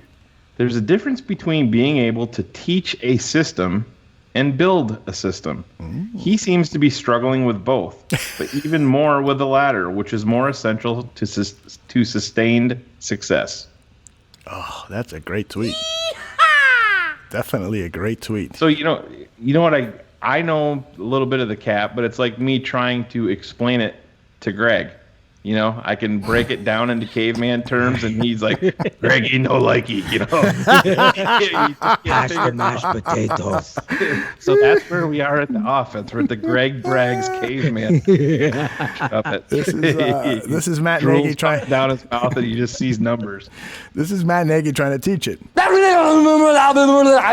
That's right, Matt. We get it now. He forgets more names than the President Trump, but we love him anyway. Aldo Gandia. Sí, gracias, amigo. Chupa chupa. So, New Age Analytical, and that's at Ben Baldwin, sent out a tweet, and it says, Marcus Mariota's QBR under Matt LaFleur in 2018, 53.2. Aaron Rodgers, quarterback, QBR under Matt LaFleur in 2019, 53.5. Say that again. I missed that. Marcus Mariota's QBR under Matt LaFleur as the offensive coordinator in Tennessee last year was 53.2. Aaron Rodgers QBR under Matt LaFleur this year, 53.5. That's Have priceless. fun, Packers fans, moving forward. That's all we're going to say. He's a beer ball washer. No, he's not. Come on, Dad. I'm telling Mommy. That is good stuff. You got one more for us? There's one more, and this is from Adam Johns. Adam Johns sent out a tweet, and he said, a quick review of the Bears film. I counted 17 dropbacks that involved some form of play fakes for Mitch Trubisky. I included RPOs, but not screens. 10 of them came in the third quarter. 10 of them, which was Trubisky's best quarter. It included his 49-yard pass, his 32-yard pass that went for a touchdown, a 23-yard pass, a 22-yard pass, and a 13-yard completion. Damn. Oh, yeah. Matt, doing something that your quarterback is good at. He'll gave figure it results. out. Yeah. It's definitely, for sure, top 3, top 4 for me. Oh, yeah. So, Aldo, those and Caveman Greg, those are my best tweets of the week. New nickname. Greggy Likey. Beautiful job. Beautiful Caveman job. Greg. All right, should we go right into Ringy Dingies? Oh, yeah. The ringy ding ding. Here's the ringy ring ring. There he is. Super Barfly, Chris Sandlin here. Thoughts on the 2019 Chicago Bears coming off of a 4-point win against the New York Giants, a team that we should have beat by 30. I don't know what more to say. This is definitely not the 2018 12-4 Bears that I came to love. I don't know. We're not executing. Wide receivers running wrong routes, dropping passes. The offensive line, trash. Mitch Trubisky, you need to be better. The running game, non-existent. Punt returns, non-existent. Defense, letting the offense get behind them. Execution. Chuck Pagano, you need to be better. Harry Heastand, you need to be better. Matt Nagy, you need to be better. Maybe giving up the play calls. Quit calling stupid shit on third and critical plays. Fuck BU, we need to be better. This is Will from Jersey. Beefcake in the chat room. My Giant friends and family at least get to shut the fuck up for at least a week. I'm so tired of hearing their mouth. Oh, you guys have Super Bowl hope and all this other stuff, and they laugh at us. And I know the reason why they laugh at us. Our coach, this shoe salesman, this used car salesman, he sold us a bill of goods. I know I said that last week, but it still remains true. Like that 2-point conversion. You know how sick and disgusting that made us look? Like a 3-ring circus? I'm tired of it. And now, hopefully the league can move on from the narrative that is just Mitch, and now they get to see this bitch, Nagy. And we lose Carrot White because they're playing around with Bradley Soul on the roster. Yeah. I mean, Pacers, his draft selections, what are they? They're shit. What's up, Draft Dr. Phil? This is your boy, Big JB, across the pond, looking back on the Bears' W against what was an abysmal Giants outfit at Soldier Field yesterday. Listen, it was a win, and that's what you take from it. There were a few more encouraging signs from Trubisky. Good to see him running that ball in for a TD. I thought his pass for Robinson was a little underthrown, but hey, he got there and it got the 6, and that's all you need. You know, if you want to be over fussy yet, but we've got to see signs of improvement from this boy, and it's time for him to start showing us that, you know, he can do it.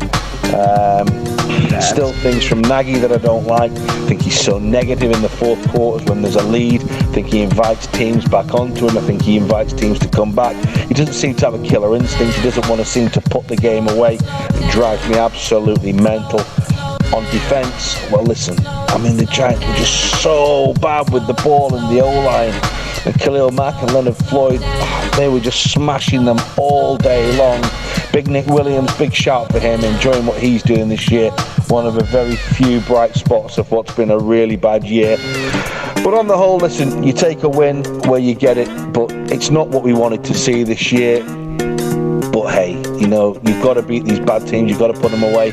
And now we have the quick turnaround for the game at the Lions on Thanksgiving. And, you know, hopefully after their defeat at Washington, we can go there and get a result as well. Yo, what up, Draft Dr. Phil? This is JD from Chicago, man, and just wanted to say I've been watching your Tape Never Lies videos, and it's truly amazing, man, to sit here and watch how bad overall this team's been playing, like literally week in and week out, man.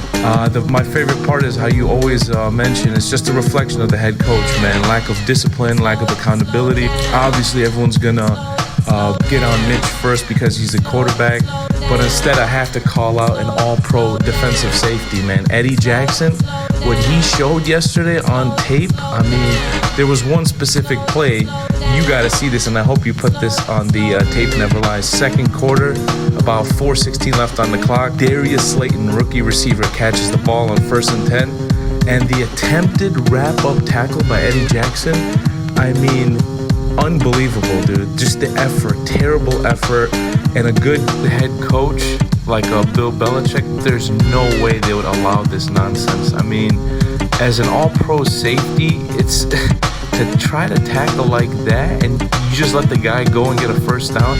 Where are the fundamentals, right? Like, that's the thing that you keep mentioning. Where are the fundamentals? Like, that's just unacceptable, man. Unacceptable, right? And then Nagy's gonna go on he's gonna go on his press conference and just say, yep, we can't have that.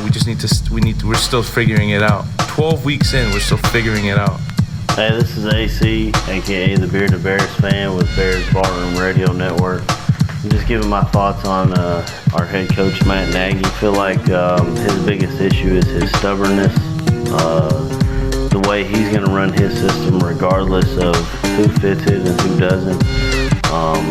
And if they don't fit it, he's going to ship them out of town or whatever he's got to do. The best coaches in the NFL adjust to the talent that they have on their roster and make it work. Look at what the Baltimore Ravens did, going from Flacco to Lamar Jackson.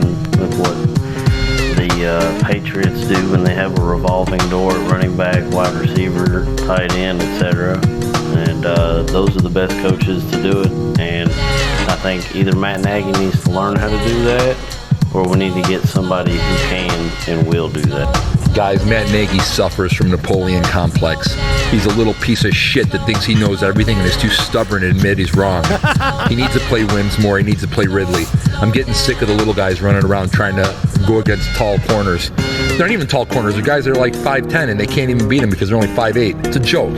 The guy doesn't know how to run an offense. Charles Leno has to go, and so does Massey. Bobby Massey's a piece of crap. I've had it with this team. This team is good enough to make the playoffs, and they're good enough to go far in the playoffs, but they're awfully coached, and Matt Nagy is the brunt of it. And Ryan Pace should sack up and fire his ass now. Hey, Phil.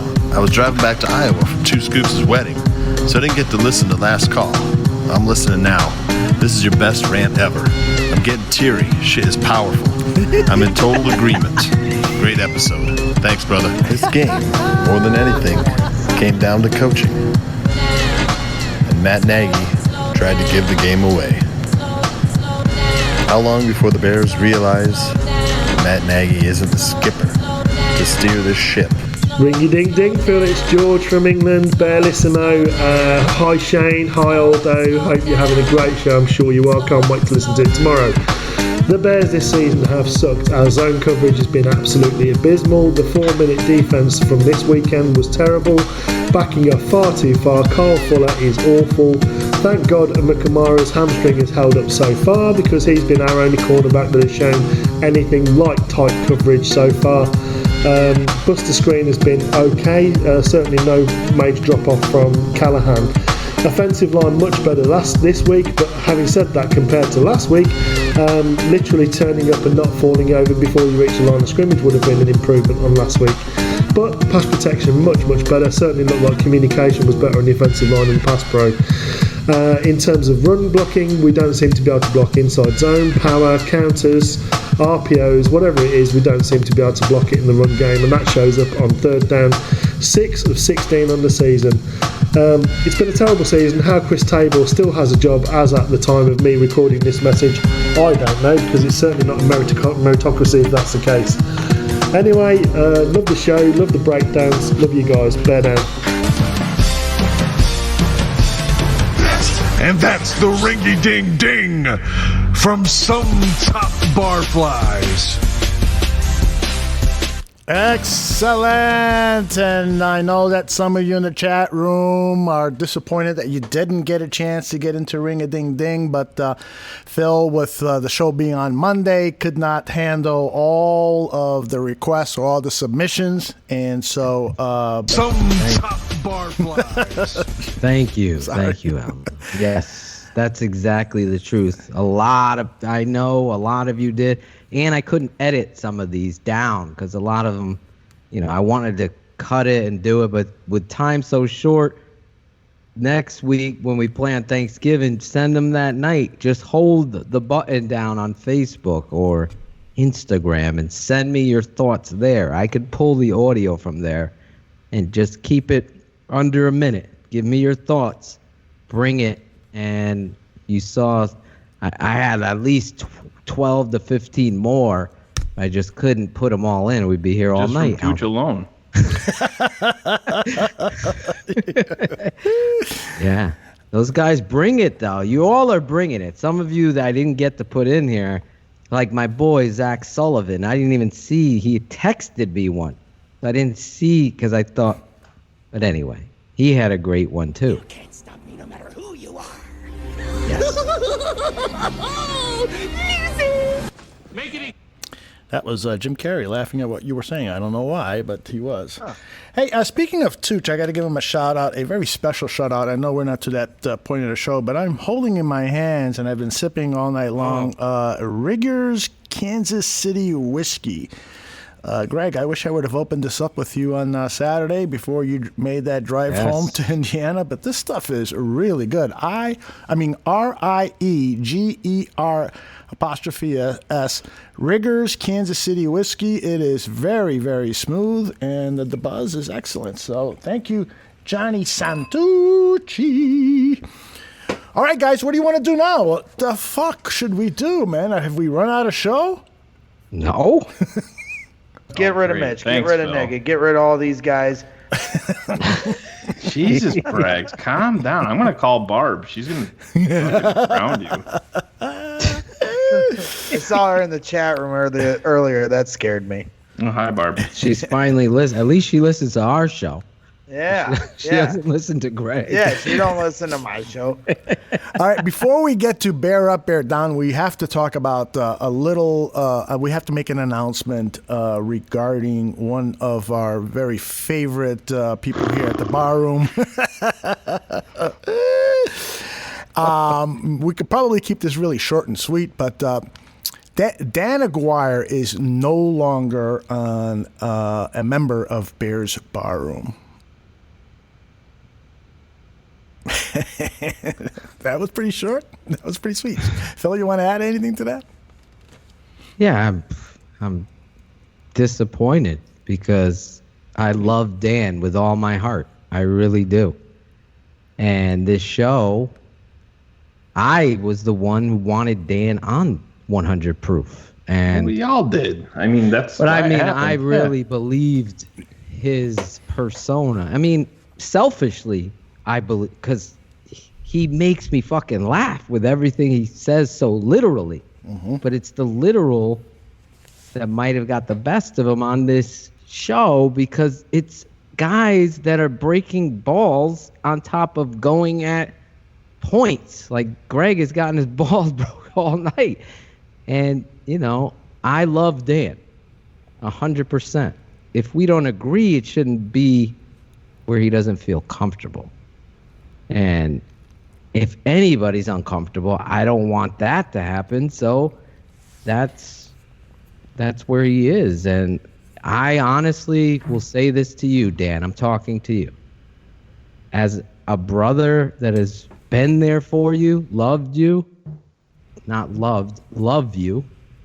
I just hope whatever you're going through or anything like that, I am here for you. And I just am the kind of guy that loves his family and his friends, 100%. There's never any animosity. So I don't know. I wasn't expecting to talk about this, but I just really pray and hope that Dan could, come around and talk to me, Aldo, and Shane. I would love it. I'm with you, Phil. Not only do I really like Dan a lot, I consider him a good friend. I also think he is uniquely talented. Was very disappointed that he didn't want to do 100 Proof anymore. And then when I asked him if he wanted to continue doing the historian thing, he said no, he needed a clean break. And, 100 Proof, what we have learned, Shane, I'd love for you to comment on this, is that this show is not for everybody. Not for the audience. There's some audience members that are repulsed by it. They'll listen to the first few seconds and say, okay, this ain't for me. And that's cool. We're not trying to be for everybody. This show is certainly tailored to a certain type of audience. And in addition to that, we have had people co-hosting on this show with us, working with us on this show, who after a while couldn't take the some of the things that were being said, whether it was about them or whether it was about other people or whatever.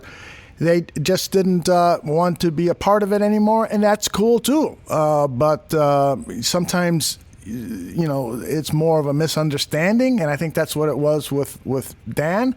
But be that as it may, I'm all for, making sure that Dan is happy and satisfied with his life. That's much more important than anything barroom related. Shane, your thoughts? Yeah, I totally agreed. To a man, everybody here has never been anything other than loving and caring to take football completely out of the equation. Phil and I have, and you too, Aldo, have invested really hundreds of hours at this point into Dan, just as a human being. And a lot of this, I've butted heads with Dan, and he's been really, really upset with me. Everybody knows how I am on this show. I can be really snarky and make comments, and just to I'll take you behind the scenes a little bit. Dan and Phil and I text a lot during the games, and Phil, do you remember the one game? Yes. That it was? But Dan sent a text and said, guys, this game's not over yet. And I responded, yeah, I know, the third quarter just started. And which, it's true. Typical Shane being it's sarcastic. Being a smart ass, and Dan took offense to it, and there was a couple other instances in there. And Dan wasn't on with us last week. Aldo played a segment that he did, and Phil and I responded to it like we do with everything. It wouldn't be any different than if Greg Braggs did a segment or Aldo did a segment. If we didn't agree with it and wanted to speak on it, that's what we do here.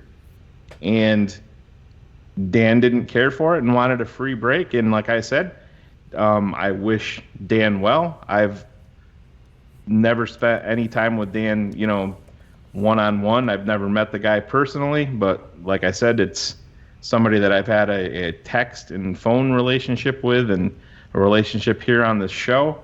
And Dan didn't want to continue that. So that's, like I said, I'm a pretty much meat and potatoes guy, and Dan made that decision, and that's on Dan. If Dan needs some help with something, I'll talk to him about it. But other than that, I'm not really gonna speak on it, because I don't want to get into personal things, or speak for Dan. If Dan wants to record something and put it out, he can go ahead and do that. The history segments that we liked here that Dan did for us, I was responsible for. Dan had the knowledge and the wisdom, but I was the one that came to him and said, hey, this is something that you should do. You're a talented guy. But Dan wants to focus on busting balls and snark and take that serious. So that's, like I said, I'm never going to change. That's not a me problem. That's a Dan problem. And he's a big boy, and he can live with that. And like I said, you can say that maybe this isn't heartfelt. It 100% is, but it is what it is. Dan made his bed, and Dan can go away and do that and do whatever Dan wants to do. But he's decided to move on from barroom, and that's we've dealt with this before. There were people that were here before that we had relationships with, and it disbands, I still want to consider Dan a friend. It's just going to be a different circumstance now because Dan chose to make it different. Not me, not Phil, not Aldo, not anybody else related here. So that's, like I said, Dan, I wish you nothing but the best. And I say we move on. Hey, fuck you, Shane. Yeah, fuck you. That's that. So you're saying he'll be on another network next week? That seems to be the trend. I'm just asking for a friend. You're such a weenie. That's not directed at Dan. Okay. Right. And like I said, I don't know if that maybe people in the chat are saying it's coming across too tough. And like I said, I've love and respect Let Dan. me just say this for Shane. I know because I'm the third wheel in the date that Shane loves Dan and is being so thoughtful. I mean, I wake up in the morning to fucking 93 texts with the two of them. I was the third wheel. And I really will tell you to a man, I've met Shane in person. I've known him for a long time. I'm speaking for you, Shane. You're right. Thank you. You love fucking Dan. I do love Dan. I told Dan that. If we're being transparent, Dan has his own personal reasons for these things. And he needs, because I know that I come from a place of compassion for Dan. If I say that's an ignorant comment about OB and this one, or if Dan says something, I didn't mean he's ignorant. I mean the comment in ignorant meaning it's not fully understood because they haven't watched the fucking tape. So you're just throwing out a comment, a narrative about Mac, that he's stealing money. It wasn't Dan saying, I was responding to them. So I just don't know what else I could do or say or love or be at a loss. I mean, Greg, Brad, my wife, I was so hurt that Dan left. It was, truthfully. Wasn't even expecting to get emotional, but I was.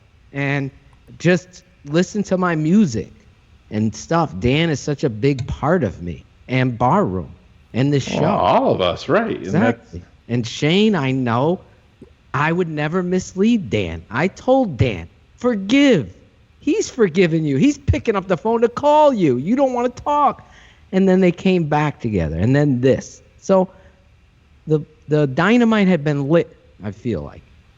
And that's, I mean, it is. If what Aldo said, what you said, and I say it with emotion. I love Dan. I'll always love Dan. But the show isn't for everybody. And I could tell you, from Zimmerman to anybody I've ever made a song about, even guys that have left, I came from a heartful place that I would do to my own self, make fun of. Or Aldo. I fucking bust Aldo's balls in songs. Actually, me and Shane had to fucking change a lyric because he was so offended. I was? Yeah. Like, why is my name in that song? Oh, that one. Now, well, you were. That was different. Well, as a spectator, I don't want to as get the into fan that. in the stands, guys. Go ahead. You know, Love like this show is that's what makes this show special. You guys show your heart. This isn't just Bears talk. It's about showing behind the curtain, like Shane said. And it isn't for everyone. Definitely falls under the Howard Stern spectrum. And that's what you guys do. You do a great job of it. And it is disappointing for me on the outside, not knowing the full particulars between your relationship with Dan, for all three of you, because he was a great addition to this show, I thought.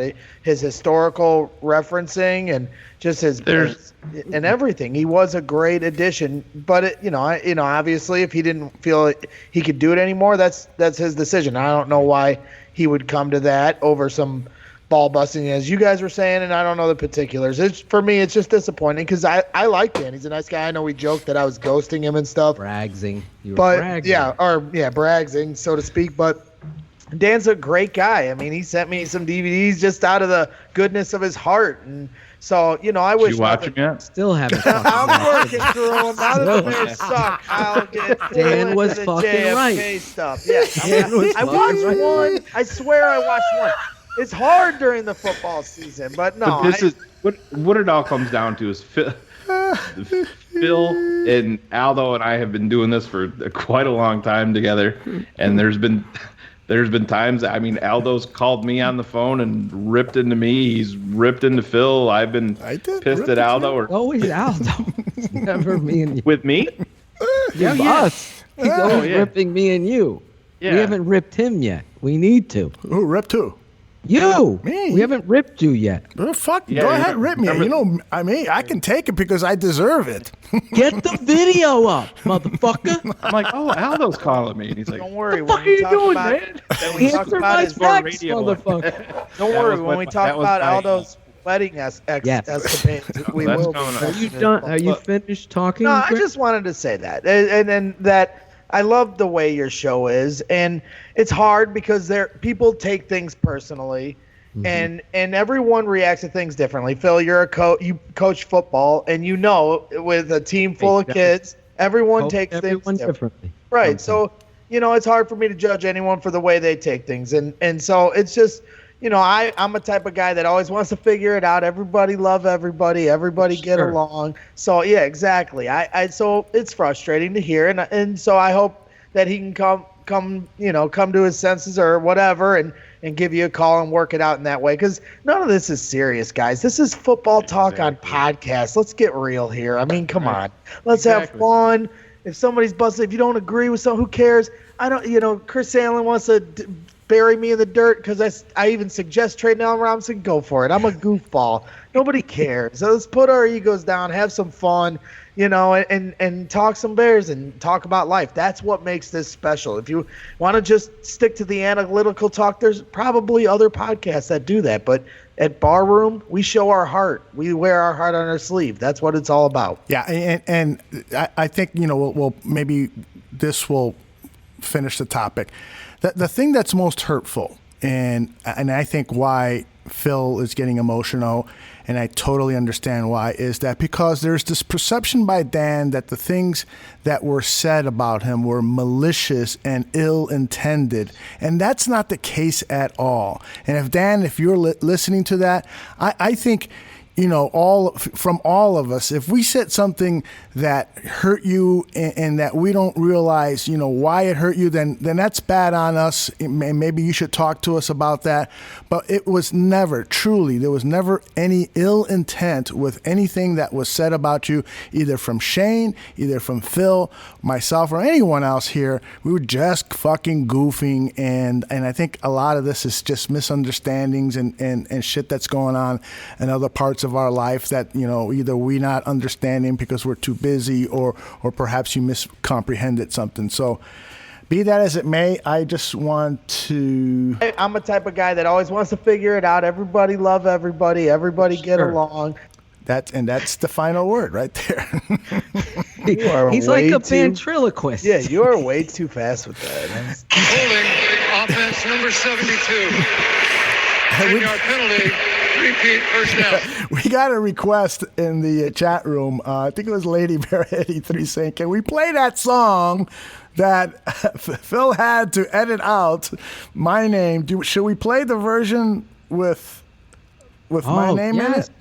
That just played the penalty on him. We should play it again. I know, perfect. Right here it comes. Holding, offense, number 72. 10-yard penalty, remains first down. Why Leno can't be great when we need great? Pull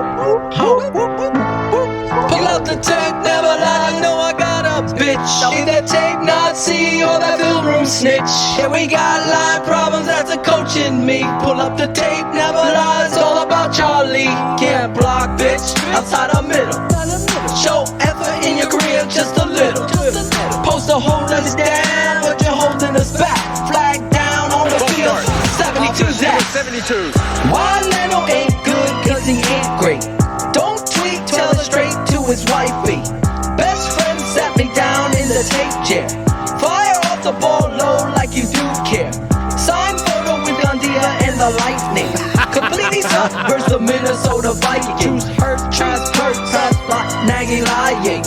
Bum, boy, the OT stinking up like an old fart. Bar flies guys throwing hands, another false start. Oh baby, to the bench, we need to hide this. Don't give me this shit, 7th round pick. Just worry about the truth in football, you can't hide him. Is he out of shape or is it what's inside him?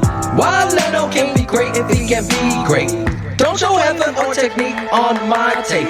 Best friend sat me down in the tape chair. Fire off the line low like you do care. Signed photo with Gandia and his lightning. Leno got the story by every fucking Viking. Truth hurts, Pastor sucks, Nagy lying. Bum bum dick, bum bum dick. I'ma hope you step up in a minute. You playing tag, bitch, get in it.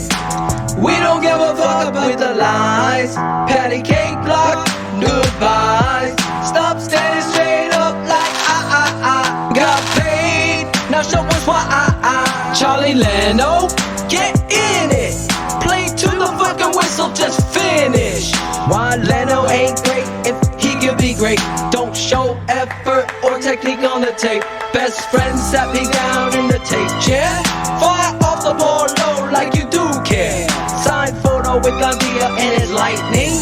Leno get destroyed by every fucking fight. Truth hurts, past pro sucks, Nagy is lying. Bum bum boy, ding ding bum bum, ding ding bum.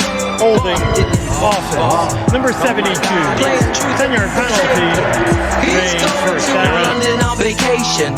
Zeke told me he's good at PlayStation. Basket, what is going on? Change the fucking station. This is 100.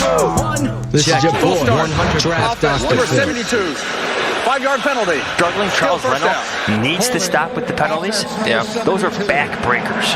Backbreakers. You almost expect them to happen now. A Charles Leno penalty. Drink. I know. Number 72. This penalty be assessed half the distance to the goal and remains 3rd down. Charles Leno needs to step up. What's so wrong with saying that? 10-yard penalty and repeat 1st down. Holding offense. Number 72. 10-yard penalty. Reigns 1st down. I just want to help the team win. And if I'm not doing my job well, I allow holding calls. Some bullshit, in my opinion. But at the end of the day, if I'm not doing my job, I'm hurting the offense. Bears 100 proof. Everybody in the chat room loves this song. I want the version with my name to remain the one we put in. I'm proud of you. Sitting here like the proudest I've ever been of you. Zach Sullivan says, play this over the loudspeaker at Soldier Field during a timeout. Oh my God, that would be the fucking... If Greg Braggs could do anything, Mitt Romney. Greg can make it happen. Can you make this happen, Greggy? Greggy Sunshine. Leno can't be great. Why can't he be great? What do you want me to do? Oh my God! He's been fucking working. Get Barb on the air. I was putting my charger on. How are you not listening? What do you want me to give Leno? The song, the Leno song. Give Leno the song? No, play it over the loudspeaker. Yeah, I don't care. I can't have that happen. Yeah, Phil had me yelling at Pagano to play man and blitz. And Pagano gave me a look. He's like, tell Pagano to play man and blitz. So I yelled that at him right as soon as he told me, and Pagano shot me a look back and gave a little grin. I don't care. He did. How about this? Greg's calling me from the heart. What do you want me to say? What do you want me to say to Mitch? What do you want me to say? Yeah? He's asked. I go, tell him this. And he's done. He was repeating what I said. I go, tell me Pagano didn't look at you. Play 2-man and start blitzing the fucking nickel. That's an issue. I like that. Pagano shot back and looked at me like I was nuts, and he's right. That is one of Shane's favorite expressions, right? That's an issue. It is an issue. We need a T-shirt of that. That's an issue. With pictures of Nagy fucking looking. Sounds like a clock, right? Put that on a clock. That's an issue. I tweeted this picture out of Nagy looking at his fucking humongous Denny's menu play calling chart and saying, the cameras are always capturing him looking down at the play calling sheet. And I go, it's bad optics. When you fucking are running plays from the short side of the field, maybe it's because you're looking down at the play and not looking at what the balls mean, Mark, you fucking asshole. And so I got a few people on Twitter saying, well, what's he supposed to do? He's calling the plays. He should know it off the top of his fucking head. Yes. Like his quarterback. in his line and everybody else. It should be in your gut. Let somebody else call the plays. It's time to let somebody else call the plays. Please call Draft Dr. Phil and let him call the plays. Wouldn't it be wild if fucking Phil called the plays for a game and they posted 48 points? Who are they playing? Give me the Giants. I totally would have put up 40. That was the number. I was like, this should have been 48 points. You should have been fucking slants, getting the matchup all day, then running inside zone with this. The one time they do it, he fucking hit it, Montgomery, and then got to the secondary, put his show. They don't fucking know what they're. Come on. This is exactly what we've been saying for the last 2 years. Now it's gotten beyond situational football. It's just unprepared. It's disgusting, to be perfectly honest. That you won that game despite you played like shit. Everyone in the fucking stadium felt like you lost. Mm-hmm. That's how you won the game. Yeah. That's your culture? The fucking Jets beat the fuck out of the Raiders. That's building something with people mocking Gase. At least he fucking benches fuckers and holds people. Get them the fuck out of town. They're shipping guys out. They're sending a message because they're trying to clean up. This guy's building something, and just like you said, be you. Fuck you. Sandlin knocked that shit out of the park in the ringy ding ding. Be you. Be prepared. That's the people. Key. Get them the fuck out of town. There's. You just need to be on the sideline yelling at the team. That's what I was telling Shane earlier. That I don't know, calling plays, but we just need you out there to yell at everyone. The coaches included. Just get out there and just start screaming at everyone when they come off the sideline, just to give them a little kick in the ass. They don't have one guy that does that. I'll be the run game coordinator. Can you get cars to get my application in there? I'll be the run game coordinator. I fucking love this kid, Montgomery. People are hating on him. Fucking Magoo's breaking down tape. Jesus Christ, we get Phil as a run game coordinator and Bragg's going to be the cap expert. We're going fucking places. You would be the cap expert. Greg Bragg's totally be in charge of fucking sideline. He's be my sideline coach. He could be the PR guy. Great. I'd have the pom-poms. Would be great. He would be phenomenal at the PR guy. You're right. But he'd also be a great get-back coach. Do you know what that is? No. He's the coach on the side. Get back. Oh, yeah, you fool. That's good, yeah. That was Dowell's original hire. He was like the get-back coach, and then all of a sudden they promoted this fuck. Well, last year they showed that Northwestern coach on the sidelines. I don't know if you guys got to see him when you were there. That wears the tight shirt and they had jacked up, and I'm not as jacked as that dude, but I'm definitely as hyped as he is on game day. So, you know, if they let me bring my bottle of Jack on the sidelines, I could go over there and do that for sure. You do it without. I could do it without. What would Shane be? He'd be my GM, my captain. Okay. I'm running this shit. Running the whole fucking thing, huh? So I'm firing my run game coordinator. At this point, I'm the head coach. You know what? As the GM, I'm going to hire Dan is going to be my Joniac. Dan Aguirre, that would be awesome. The boot. Yeah. Bet you he could do a good job. Speaking of Dan. Out with their cock out. This is Bears Up and Bears Down.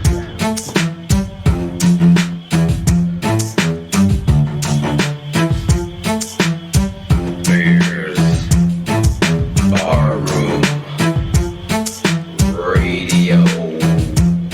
A bear up, a bear down. It's Draft Dr. Phil and the smartest man around. A bear up, a bear down. It's Draft Dr. Phil and the smartest man around. A bear up, a bear down. It's Draft Dr. Phil and the smartest man around. A bear up, a bear down. It's Draft Dr. Phil and the smartest man around. A bear up. This week, Draft Dr. Phil and Shane Marsaw, the smartest man in the bar rooms. Bear ups and bear downs of the week. A bear up, a bear down.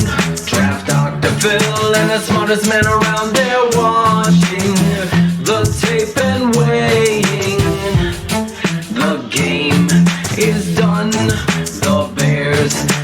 lost and one they're playing. The tape and grading. Oh, one of my favorite songs here from the Draft Dr. Phil catalog. It's probably numbered over 100 songs by now, easily, right, Phil? Oh, yeah. Yeah. I was Oh, yeah, when you started yeah. playing. Yeah. I was that thinking drop, about Aldo. You like that drop, huh? Hey, where is it? He's got like 20 new drops. Can we just get like a drop board? Yeah, I gotta get one. I don't know We where. have some tremendous drops on this show. You can get it as soon as he re-airs the crossover episode when we became. What did we become? We went from Bears Bar Room. The show was named Bears Bar Room, and then when That the was network the original started, name, huh? Yeah, exactly. And then when the network started, we changed the name of the show to Bears 100 Proof. So for our new listeners, and there's a ton of them in the chat room, that final show, that final Bears Bar Room where we blew everything up to retitle, was a pretty fucking great closing. Holy shit, Aldo! You're producing chops that night, man. I listened to that show, and then the music that you played with it. Oh, Shane got emotional. I did. He called man. me. He told me. It really was. It was amazing. Yeah. When I only is he asked gonna Aldo fucking do that 37 again? times to repost it. He's never No. reposted it. This is what Aldo sucks at. I am Answering bad. the text. I am bad. That Doing what he's Let me doing. tell I you promise why I'm I gonna suck. put it in as a post. We hasn't put shit in post. when I was getting paid to do this, I would actually pay to have an assistant help me with all this shit because, and it's just like Phil. Phil, you need the same kind of help. You and I are that kind of creative guy, but the organizational things, you need a PA, you need a production assistant to help you get stuff that you need for your productions, and then also to archive it so you can easily find it and shit. And that's what I'm worse at, the fucking organization part of all this shit. I'm bad, man. I hired Tooch as my PA. Aldo needs a designated job. texter. That's what we got to get on Yeah. the payroll. That too. Could Donna answer your text? I was just. Do you feel like, and Greg, you're in this too. Do you feel like accomplished when he responds to you? Like, Oh, fuck. 100%. I mean, I just texted him at 6:15. Call me if you have a chance, and he never responded. Nobody's picking up on Braggs today. You called me and I sent it as voicemail. I don't answer texts either, but I get very mad when people don't answer me. It's just one of my things. You're a hypocrite. Yes, that's exactly what. That's I got a 39-second voicemail from Braggs today, trying to figure out why I didn't pick the phone up. Bragg's voicemail is full. His box. Yeah, you can't leave me a voicemail, but I was yelling at Shane because he wouldn't answer his phone, and I had to hear his voicemail. Did you left a message? Shane said. Yeah, I did. I was yelling at him. I said, message? Shane, What's that? Can you play his message? Yeah, let me bring it up here. Hold on a minute. Let's hear what Greg had to say about us. No, I'm pretty sure I took a few shots at Phil. Shit, don't play this. This is what I do. This motherfucker won't stop with the songs. You're the song. I'm fucking working. How am I gonna do Tape Never Lie? Don't worry, do my songs. You'll be fine. You do these songs. Dang, dude, I didn't even know you had a email or a voicemail. I never even heard this thing. You know, you had one on your phone. I was getting ready when you're going to pick up. I was getting ready to be like, Mr. Availability. It was going to be like, the best ability is your availability. You know, and then you don't pick up. You completely let me down here, Shane. Call me back later. Oh, that's I'm so glad I asked. I just love this guy. Oh my god! I went from sad to happy in a few minutes. That's good. That was Get a rid goal. of Mitch. Get rid of Mitch. Jesus. Get rid of Mitch. Get rid of Dag. You Get let rid of that go everybody. already? That's an issue. All right, so here's what we're gonna do because I'm not sure if our man Greg Braggs is ready for this segment. So we're gonna snake through. We're gonna give Shane, Phil, and then Greg the picks on Bear Down, and then for Bear Up we'll go the opposite way. It'll be Greg, Phil, and then Shane. So Shane, why don't you start us off with your bear down player? This is the player who Shane thought just had an awful game, and he is going to delight himself and us by ridiculing that player here in front of tens of thousands of people listening in. You guys know where I'm going. I think so. I'm the special teams guy, and yes, he did step up at the end, but my homie has a 13-yard punt. You're going to fucking win this award every week for me. 13 yards, Greg. How is it? I made the comment yesterday on Last Call. Aldo could headbutt the football farther. With his hard head. I have it as a drop I was cutting. You could headbutt that shit 13 yards with your head, your hard head.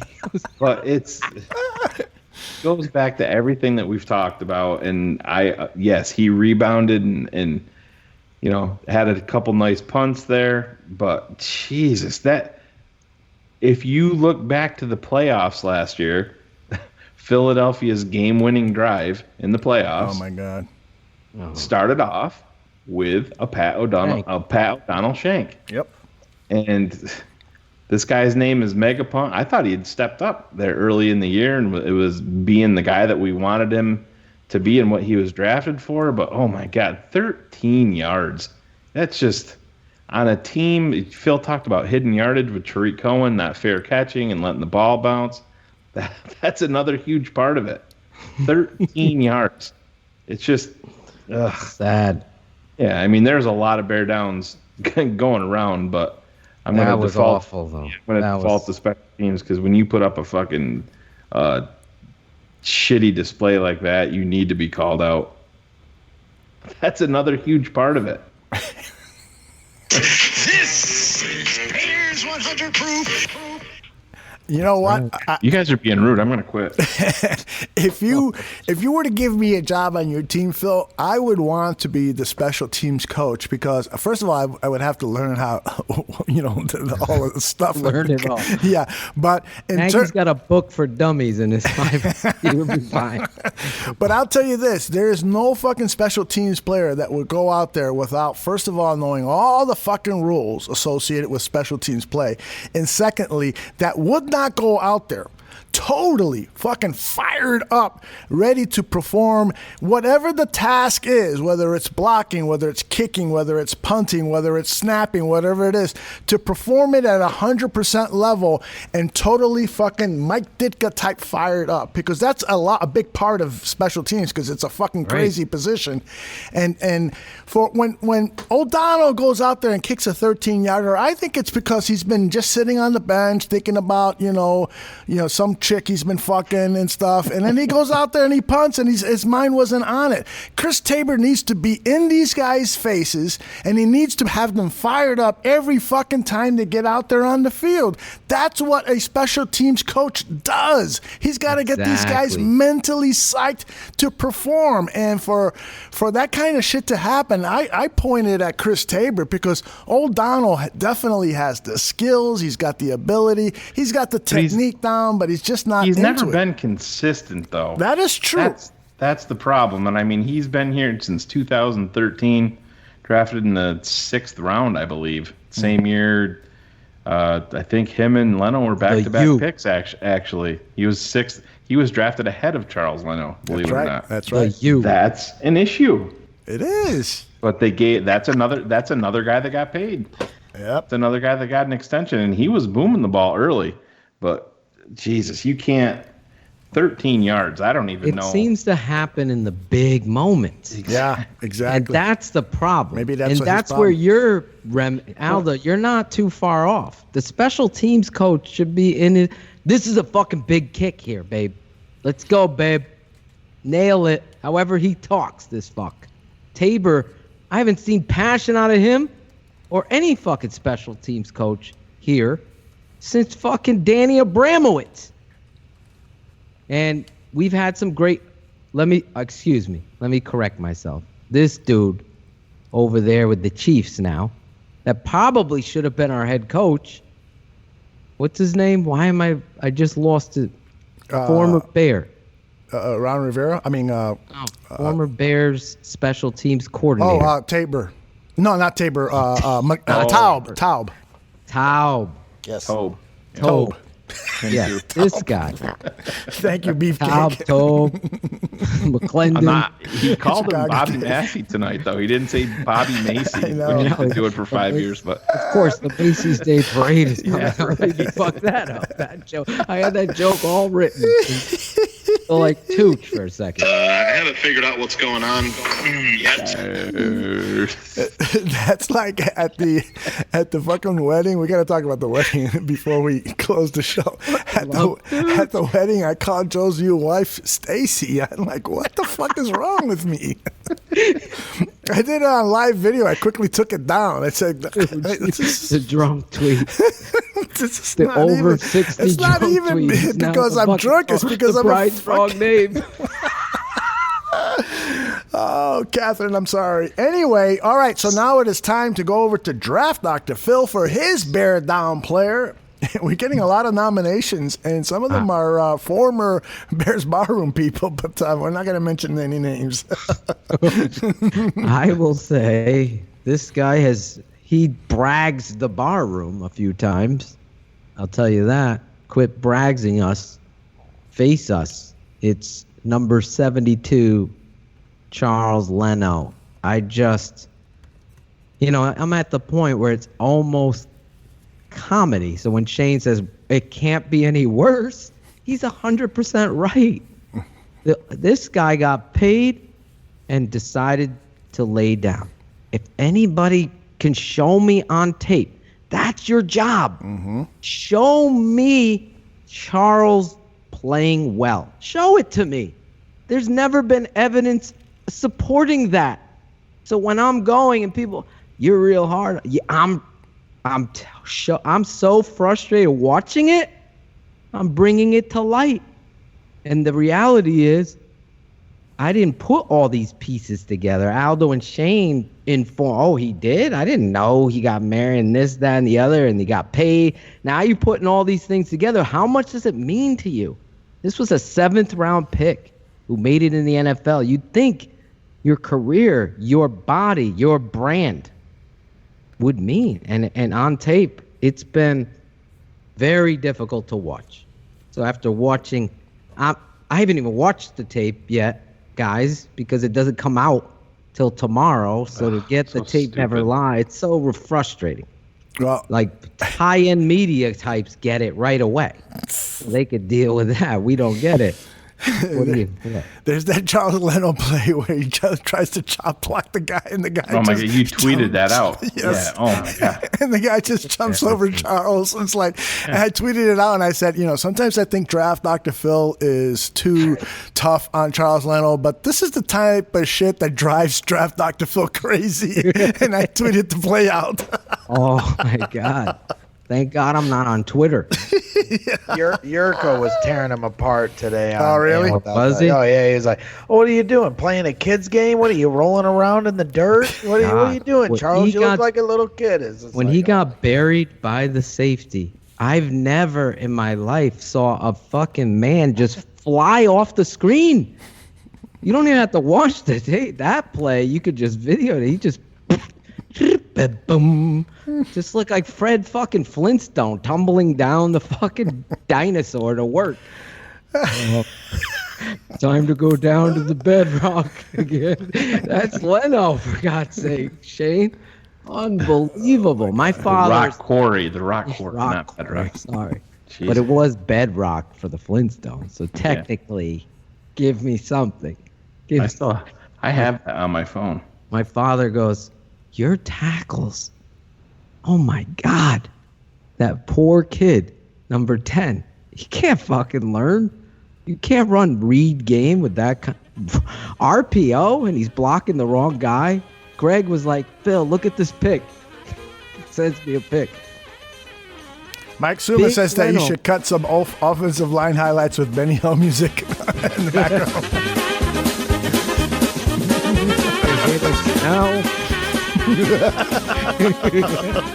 You should. You really should. I want you to play the freaking Leno song in the stadium. Can you play it next year at camp? Why Leno can't be great? Right when he's walking by. Do you have the fucking balls to do it? No, I don't know. He doesn't. No. I do. I do. I'm not All right, ready to you're let go doing of the rope yet. Phil, would you do it? You're motivating him. Phil, would you do it? Yes, 100%. All right, so we got it. We're going to raise some money and fly Phil into 100%. Bourbonnais next year, just so we I'll can see tell him you get what. his ass kicked by Charles Little. No, I will told Frank play it. Omiel and Jamarcus Webb a thing or two in my You day. did. Well, So you're fucking not. A. So why are you being friendly to Because I Charles? want this team to win. Then is Charles helping you? Oh, that's why. So then you're motivating him by breaking his fucking balls to truth, right? How many in the chat are with me? Fucking hold it up like Say Anything. Remember that movie, Aldo? Yeah. Maybe you fucking saw that one, Aldo. Finally. He's holding the fucking boom box. And it's just... John Cusack. Go make the donuts. John Cusack. Excellent. John Cusack, that's right. Great romantic comedy, Greg. Right up your alley. Chicago Dave put basically Greg is Matt Nagy. Yes, I am. Exactly. I am. That is great, Chicago. We are. Me, Mitch, Nagy. We're all like step for step in our stupid beliefs. I'm okay with you, like, feeling for Mitch. I'm okay with that. Nagy and Leno, I'm not. I'm like, come on, Greg. Yeah, there has to be a rubber meets the road with some of these guys. Exactly. It's a business. Yeah, exactly. Can you do that for us, though? Play I'll the do song. what I can. I'll do Phil, what I can. Phil, do you remember this barroom classic? What? See what the day brings. I'm so motivated. Awesome.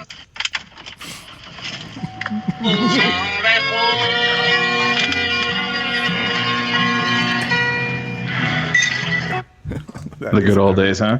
I remember that. That is a classic. That is a Definitely. classic. It's Chris Sandlin's one of his favorite songs. What was that called? That song called? No, he ain't playing that song. I'm worried. It's off limits.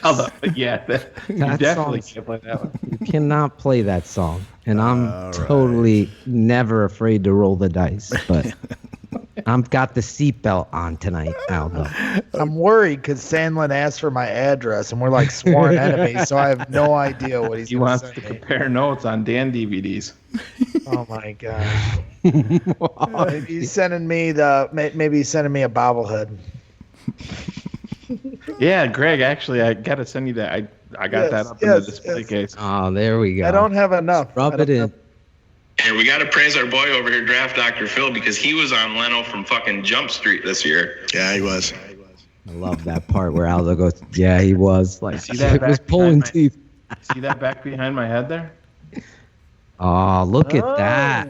That is fucking awesome. Oh, my God. That is awesome. Got to finish the rest of the room, but yeah, We that's the Sully special. We are That looking is at something. a Zach Sullivan clock design. Smartest man in the barroom. It is absolutely So beautiful. lucky. We'll have photographs up on Twitter, and it's just outstanding work, Mr. Sullivan. Outstanding. All right, it is time to listen to Greg, Mr. Greg wait. Braggs' Bear Down player. Holy, is he going to be able to do it, Chicago I can do Dave? it now. I broke my cherry the last time when I said Mitch when I was on with you guys on 100 proof. That is correct. So I have courage to do this now. After Aldo, for those new listeners, begged him after he scapegoated it. Yep, exactly. Get rid of Mitch. Get rid of Nagy. Get rid of all these guys. Damn it. That's a really tough bear down. Thank you for being so honest. Yeah. Get rid of them all. Blow it up. No, you know what? I'm going to surprise you again because, you guys always, a lot of time, stick to the play that's on the field for your bear down. Get out of here with that. No. Everybody, you guys always seem to pick your, who played bad on the field. But the thing that stood out to me the most, being in the stands, sitting in the south end zone, and this guy had a great day. It was probably his best game of the year. But it just pisses me off when Anthony Miller catches a 10-yard pass for a first down inside the 10, a simple catch, and he's like doing this stirring the pot thing over the football. Mm-hmm. And it might sound silly because they all do it. I'm sure Allen, when he made a nice play, got up and flexed a little bit. But, there's just something that rubs me the wrong way when we're struggling all season long. You make one play. It's not even a great play. It's just what you should do. It's a little 10-yard pass. Yep. And you still got to get up and do the stupid swirl thing instead of getting back in the huddle and doing it again and doing it again and doing it again. Catch 15 passes and then do that. Catch 3 touchdowns and then do that. It's just, and don't do it when you're 4-6. Don't complain about the fans booing you when you win. Boo yourself. Want better for yourself as a competitor. It honestly is pissing me off to this point. And it stems to the club dub stuff after the game. But if I had to pick one player, it's in that moment. If I'm like, I'm getting to that point where I'm like Phil now. As soon as that happened, I'm putting him on the bench for the game and playing Javon Wims. Javon Wims isn't doing these swirly motion dances after 10-yard catches. He's getting back in the huddle, and I need more hunger and less dancing right now when we're 4-6. You know, I'm okay with having fun. I'm just sick of this. Like, want better for yourself and set a higher bar. Don't dance after 10-yard catches. Dance after something. I hope this shit goes viral. I want everybody to hear what I said. Damn. Going in the freaking club dub after barely beating the Giants and the Lions, the last 2 home games, is an embarrassment to this fan base and this franchise. Enough. I mean, seriously. I agree. That well said, brother. Well said. Got fired up. Hey, let's listen to what Matt Nagy said about Anthony Miller at the press conference, because he was asked, do you think that Anthony Miller has progressed? I thought he grew yesterday. I thought he became a really good route. He's already a good route runner, but he became a good route runner at the right time. They played some man coverage, and I thought he used his leverage really well. He made the catch. He finished. And I thought yesterday that and I don't know this for sure, but I would guess that yesterday the trust level with him and Mitch went up. Hey, and that's great. You had a great game. You finally did what you were supposed to do. They asked you to run the routes this certain way. You've been here 2 years. You did it today. Great. That's not a put out the parade and give them a trophy. That's your job. You want to dance?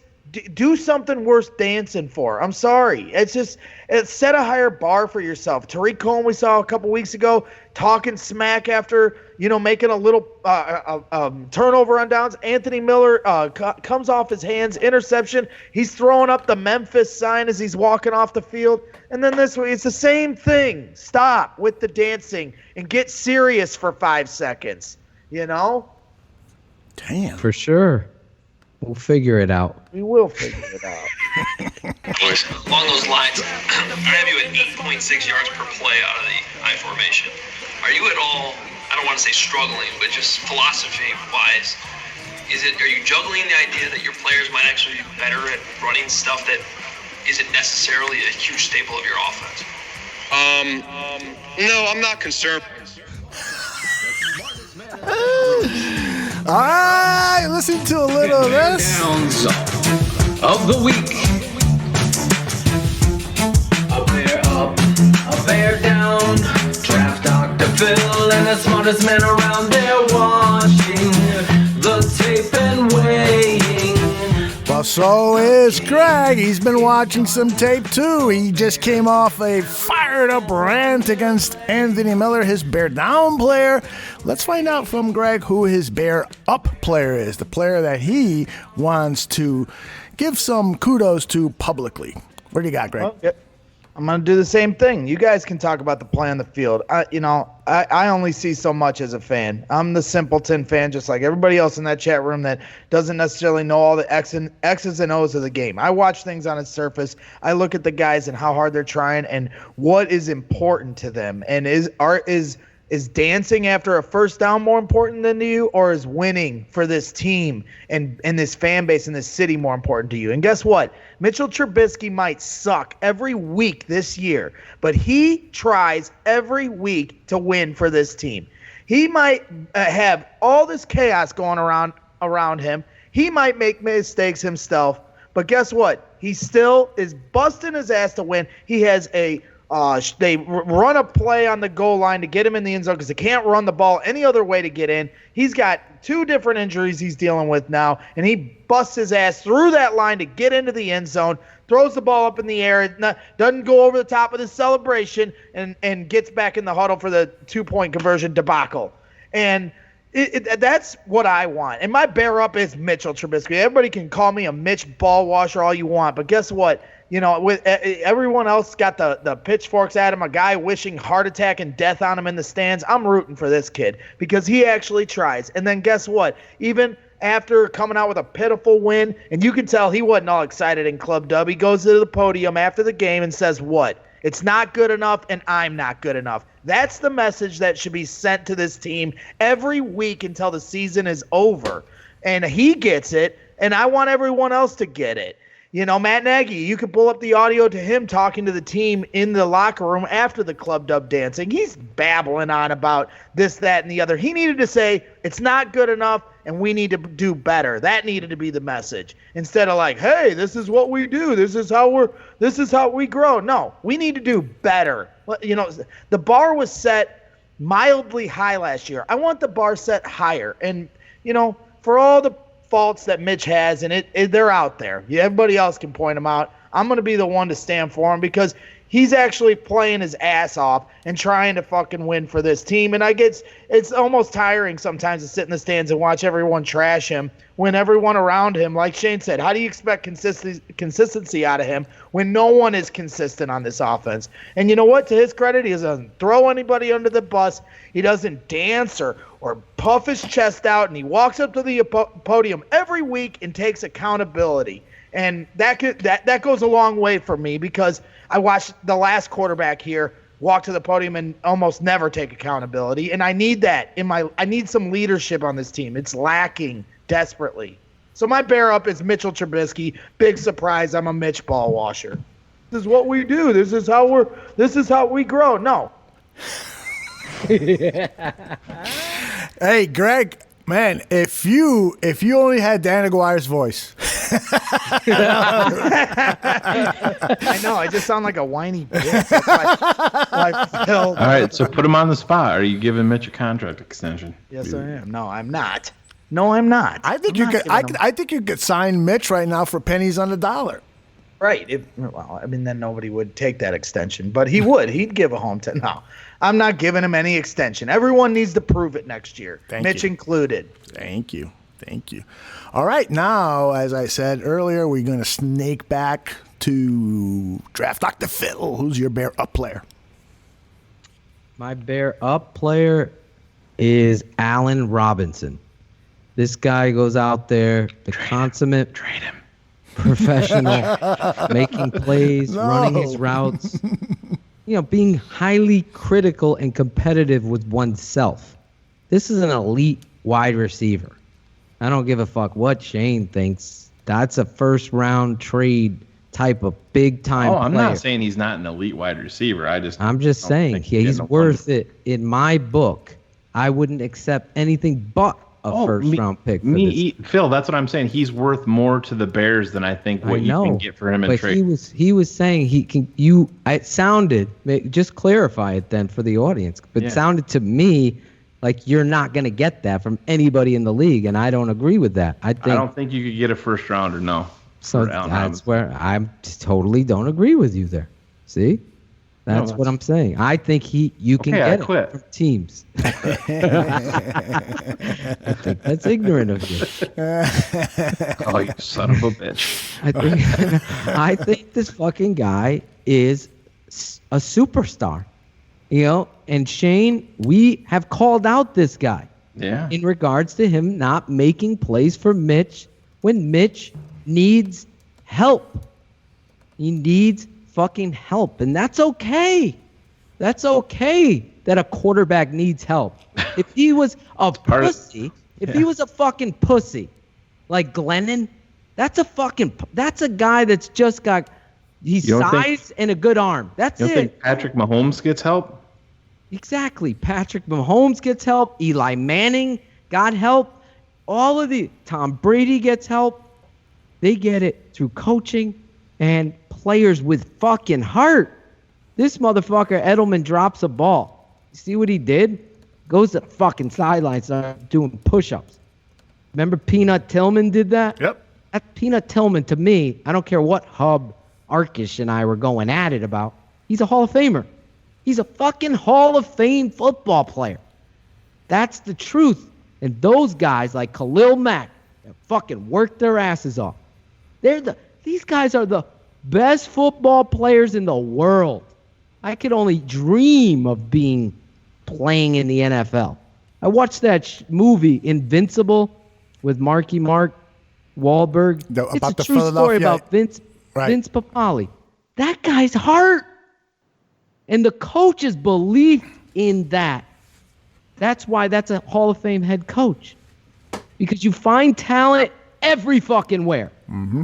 Everywhere. You find it. And then it goes down to not being what Greg said, talking about Pete Carroll, Shane, saying, oh, we got this kid in the third round. He's much better.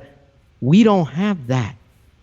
So when you do have someone, number 12, that has that, I'm going to fucking be the best today. I've seen this guy be the best player on the football field before wearing navy, blue, orange, and white. And yesterday, fuck the 60-yard, whatever. His day in and above itself was phenomenal. I mean, I just don't think people get it sometimes, how elite these football players are. I bag on guys based on their competition and effort and fundamentals in that. I'm never going to question. I will tell you right now, Aldo's asked me, put me on the spot. Charles Leno has fucking an unbelievable talent. He's just not using it. And that's the difference. Allen Robinson, you are my bear up this week. They have no idea what they're doing. Jesus. Fucking Greg's rants today. Is that about Joe and Stacey? It's about Joe on his wedding night. They have no idea what they're doing. Oh, come on. Greg. All right. We now finish this segment with the smartest man. So this is going to be really good because it comes from the smartest man. Shane, what do you got? So I started off the bear down with special teams, and I'm going to end bear up with special teams and go to number 84. Yes. Daryl Patterson. Thank you. Oh, wow. Yeah, again, go back to the hidden yardage thing. Love special teams. Yeah. Well, it's when you're on an inept team like this is, they tend to dictate ball games, especially with the kicking game and punting and Tariq Cohen deciding not to fair catch and all that. But one thing that is abundantly clear when I watch games around the NFL and compare them to Chicago, special teams, it's absolutely glaring, and still it's an issue, and it's been an issue ever since Ryan Pace has been here, is overall team speed. It's still lacking. Phil, you break down the tape better than anybody. It's got to stand out to you. Oh, he's unbelievably fast. It makes no sense how he's overall. This team is still lacking. But and you let that kid go with 4-3. Yeah, over to Pittsburgh. Yeah, and if you go on the Bears official app, Kareth White is on the Bears 53-man roster on their roster breakdown. So really? That's step up their game a little bit. I thought he was still on. That's my bad. But no, Patterson, getting down there and down in the balls. He was brought here, and Nagy jerked him off, and how he was gonna, bring another element to this offense. And I mean, that's gone by the wayside, and we saw the one return this year. But this guy has been undersold as a gunner, his gunning ability. And I mean, that's Aldo spoke earlier on getting rid of guys, that are making money and stuff like that. And that's going to be another decision for the Bears. Are they going to pay $5 million? Yeah, and that's going to be something that's going to be talked about, because I don't know too many gunners in the NFL that are making $5 million. But here's the thing, Shane. Excuse me for interrupting. Is that I think this guy could be a more effective offensive weapon, but Nagy has not used him appropriately. Right. So please finish. Oh no, I get it. Thank you. Sorry about that. Yeah, no, this is the thing, and it's not just him. Hasn't used him effectively. Hasn't used Riley Ridley at all, and thankfully, if you look at the snap counts, I think Taylor Gabriel was down to 34 this week. Yeah, that sounds right. So they are slowly decreasing there, but it's Cordero Patterson. It's a bright spot. It's fun to watch him because the guy's going out there with reckless abandon I love that, to make plays, and he's not scared. Whereas you flip it over to Tariq, and he's making business decisions. Right. It's not a fucking fair catch, and if you notice the trend in the first half of football games, Tariq is downing, is catching the punts, fair catch at inside the 10-yard line, and then in the second half, you're up at the friggin' 25 or the 30, and he's letting the balls bounce. So I don't understand that at all, but Cordero Patterson deserves the bear up. I was hoping nobody else was going to take him so I could continue my special teams trend, but there's our shining beacon, like Ryan Pace likes to say. Speaking of Cordero Patterson, let me say this. Greg Braggs is calling me on the phone, and this is the kind of guy he is that makes my wife say how sweet he is, makes me look bad. He's calling for Cordero to throw the ball to him so this little kid that's standing next to him can actually throw it back to Cordero Patterson as he's in the stadium. So I'm telling Steph that story. She's like, oh my God, he's so thoughtful and sweet. He's so nice. But that was really nice. And Cordero has a fucking arm. If you ever want to do the double pass. Who was on the video earlier this year from the stands with the limp wrist throwing? Sandlin. Yes. Is that who it was? You even instigated Sandlin to get that. You're such a good guy, Greg. No, but wasn't there one before? I thought it was the Bragg special. No, that was when he fucking dropped it. Remember, in front of the whole. Yeah, but then didn't he show a weak arm throwing it back too? That was to Miller. Doodle arm. Oh, to Miller. It was the preseason. We weren't going full tilt then. Greg was trying to decipher the gang signs that Miller was flashing. Memphis. They're from Memphis still. It's not Crips. Jeez. It's not a Crip. The fucking whole guys that sell hot dogs and popcorn were all calling Greg Noodle Arm. Anthony, that's probably why I chose him as better. He was making fun of me. Anthony himself was, as the ball came back to him. It hit the turf like 3 yards And then Sandlin, he had a nice arm. I don't like giving him too many compliments, but he did. He had a nice arm back to Cordero. That's the cool thing about him and Javon. Before each game, they'll throw to every one of the stands, not just by the tunnel. Cordero will literally throw to the people in the 400 level from the field. He will whip it up 3 flights of stands to hit, and he beamed this guy in the back of the head that didn't even see it coming in the last game. It was hilarious. Do you know why he's doing that? Nobody else is throwing him value. I know. Could they just throw him one deep ball instead of 5'8" Taylor Gabriel? Or how about a slant pass? Oh, slant with a guy that's 6 foot. Wait, Shane. Go back to the Kansas City preseason game last year. 6'4", 230 pounds. Yeah. That's running a slant at a safety. That might be too scary. Instead, we're going to throw jump balls. We're going to throw fade patterns to Gabriel and Cohen. Oh, Cohen's your up man. He's got ups, Greg. Awesome. Unbelievable. Gets me so fired up. I feel like getting rid of Nagy. Where is that? What how about a slant pass? Get rid of Nagy. Get rid of him. Get Mitch. Get rid of Nagy. Get rid of everybody. Get rid of Pace. We're writing a song about Pace that is great. Oh. Me and Greg got some great lines in this Pace song. Shane's going to be very upset. Well, I'm not upset. We're gonna conclude today's show by talking a little bit about the Mandel wedding. But before we do that, let me play a little blast from the past. And now the season's end is near, and so the Bears face the final curtain.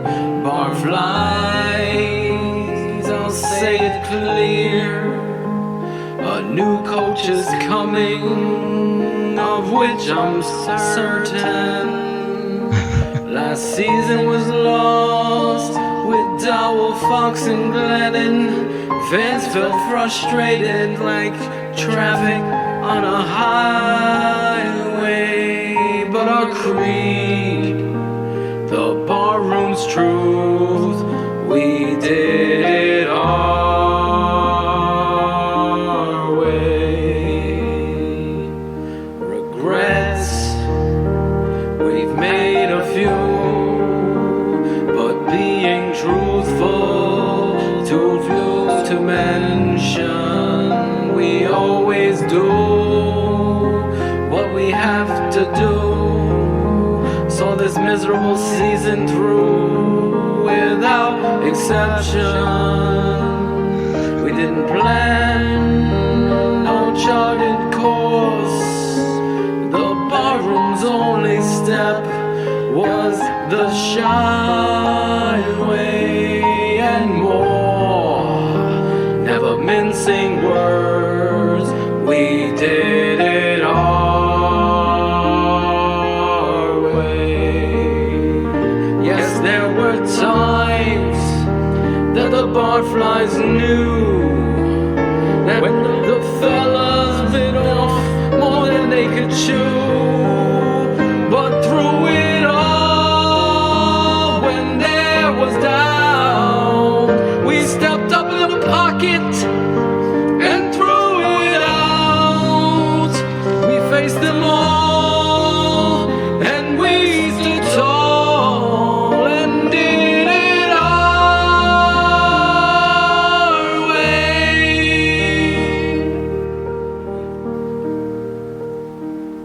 We've loved, we've laughed, we've cried.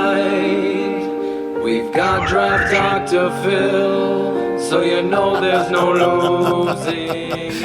Shane is falling asleep at the wheel. Yeah, I think I'm getting emotional here listening to this. Gene Greco and Sylvie are onto something. These are all a verse too long. This one is about 16 verses too long. But I love it. You can always fade. Yes. But I love it is so fun. I forgot about this song. Oh, it's one of my favorites. So did I. You didn't get a little bit of emotion? Yep, crushed. You are the Jabba the Hutt. And ADD Greg, if you ask me what that song was about, then you have a hard time getting an answer. Oh my God. He doesn't appreciate lyrics, Aldo. I know. That's Well, here's one that I know Tooch, he loves. Tooch does. He loves just play last. He loves the lyrics to this one. Let's go. Let's go. Oh yeah.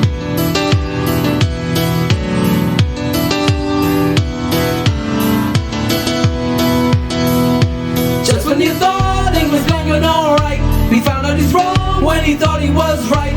It's always the same, it's just a shame, Aldo. If you say guard, he says you're right. You say past Russia, he wants to fight. It's always the same, it's just a shame, Aldo. He stays up late to produce the show, with makers marking heart and soul. Listeners feel it with every drop that he does pull. You all know that Portery, the fiery guy that we call Barkeep, producing flame, Godfather's name's Aldo.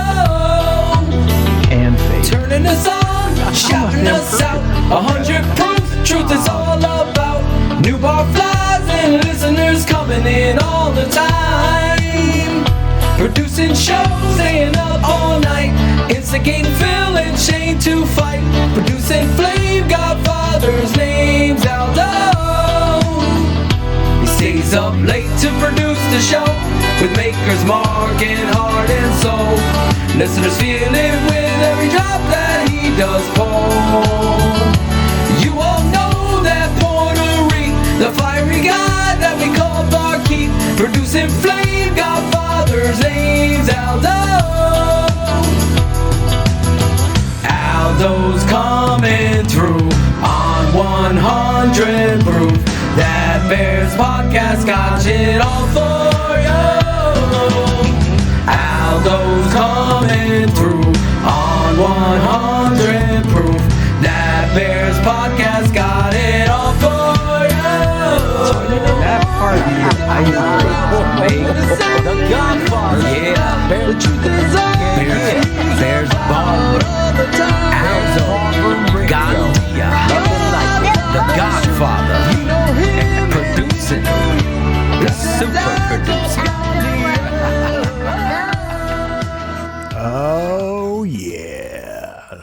Brilliant work. Brilliant. Aldo's coming through. Is Aldo doing the Draft Dr. Phil MixLR music marathon again? Yes, Did you do that last year? we have to do. We never did it. We talked. This is Aldo's pattern tonight. We buzzed on Aldo. He says he's gonna do it, Heidi. I thought he did it last year with the Christmas music. I did it on the prior to the playoff game against the Eagles. We had like a 2-hour pregame show or a 3-hour pregame show, and for the first hour, all I did was play Draft Dr. Phil songs. Awesome. But yeah, but we got to do something a little bit more formal. Yeah, we need a Aldo. This is the only thing I want. Aldo, you could pick anybody you want. Mm-hmm. Okay, I just have Heidi has to be on it. That's the only person I'll say. Everybody else is up to you, but you have to produce it. Oh. And you can cut songs and fade out where they want, but these two assholes would have missed the bridge where it's Aldo's coming through on 100 proof. That Barkeep got it on for you. That part is it gets me fired up. That part. That should be a commercial. I'm fucking going crazy. Yeah. I agree. I know. He's got all this up in his head. Like, how many songs are we up to now? He knows all the lyrics. Over 100. Yeah. It's over 100. We're approaching way 150, over 100. I think. This is not your thing. Wait a minute. We could do like play songs and then have like the American Idol judges talking about it. This is not your thing, dog. This is not your thing, man. He doesn't. I don't want Greg. Yeah, you just want a bunch of. You're like the Russian gymnast. You want to stack deck on the judging line. You want Heidi and Sandlin and everybody that loves every song you ever made. You're not a very good music analyst. Critic. So that I don't want that. Phil wants Heidi Sandlin and his twin boys. I did this. No, I did the Shy Fans of the Stand song for him. That was fucking going out there, and he giving me Tom Waddle and Sylvie. I'm like, I'm done. And they you got to put this in. I had to figure out all these functions. I got all this shit in my head. So I had. There's no denying you have an amazing. Even tonight, he made me do a drop that aired on fucking Waddle and Sylvie. Awesome. Right. Yeah. That's right. Big deal. I am a big deal. You know, I'm picky. That's why you said it. You said you like that about me. I'm picky. I challenge you to be great. I don't just want you to do your job. I want you to be great. Barelissimo. What about Barelissimo? Or a question? No, that's a guy that I think could counter you in regards to music. Yeah, no, you're right. I have no attention span to truly judge this. Sandy Tom is an analyst. He will say, that's not your best. That's what I'm saying. You miss lyrics that are so important. Aldo has a fucking great ear. He sees genius. You don't. You just talk about me as a genius when I'm doing shit for you. And Shane secretly appreciates me. But he can't be a judge. He's on the show. You're not on this fucking show. You're ignorant. Especially after today. No. No, my favorite love you, song Greg. is Last Greg, Call. Last Your Call's favorite the best. song, even more so than ones recently? I'll tell you. I've always said Last Call is just a great right. song. It's your to me it's your current masterpiece. So I haven't his heard. opus. It is mine. It's great. I You know, will and when I haven't heard all your songs. So let me say that you're gonna listen to all of them on the show. I will. Whether you want to or I'll not. be in the chat. Here's the thing about Last Call. That has to be original. So when Aldo and Shane, we finally fucking hammer the name down, I go into my cave and start creating this based off one sound and one statement. So that's how I do it. So when I looked at yours, that's what I do. I figure it out, Greg. My brain is crazy with music and drops.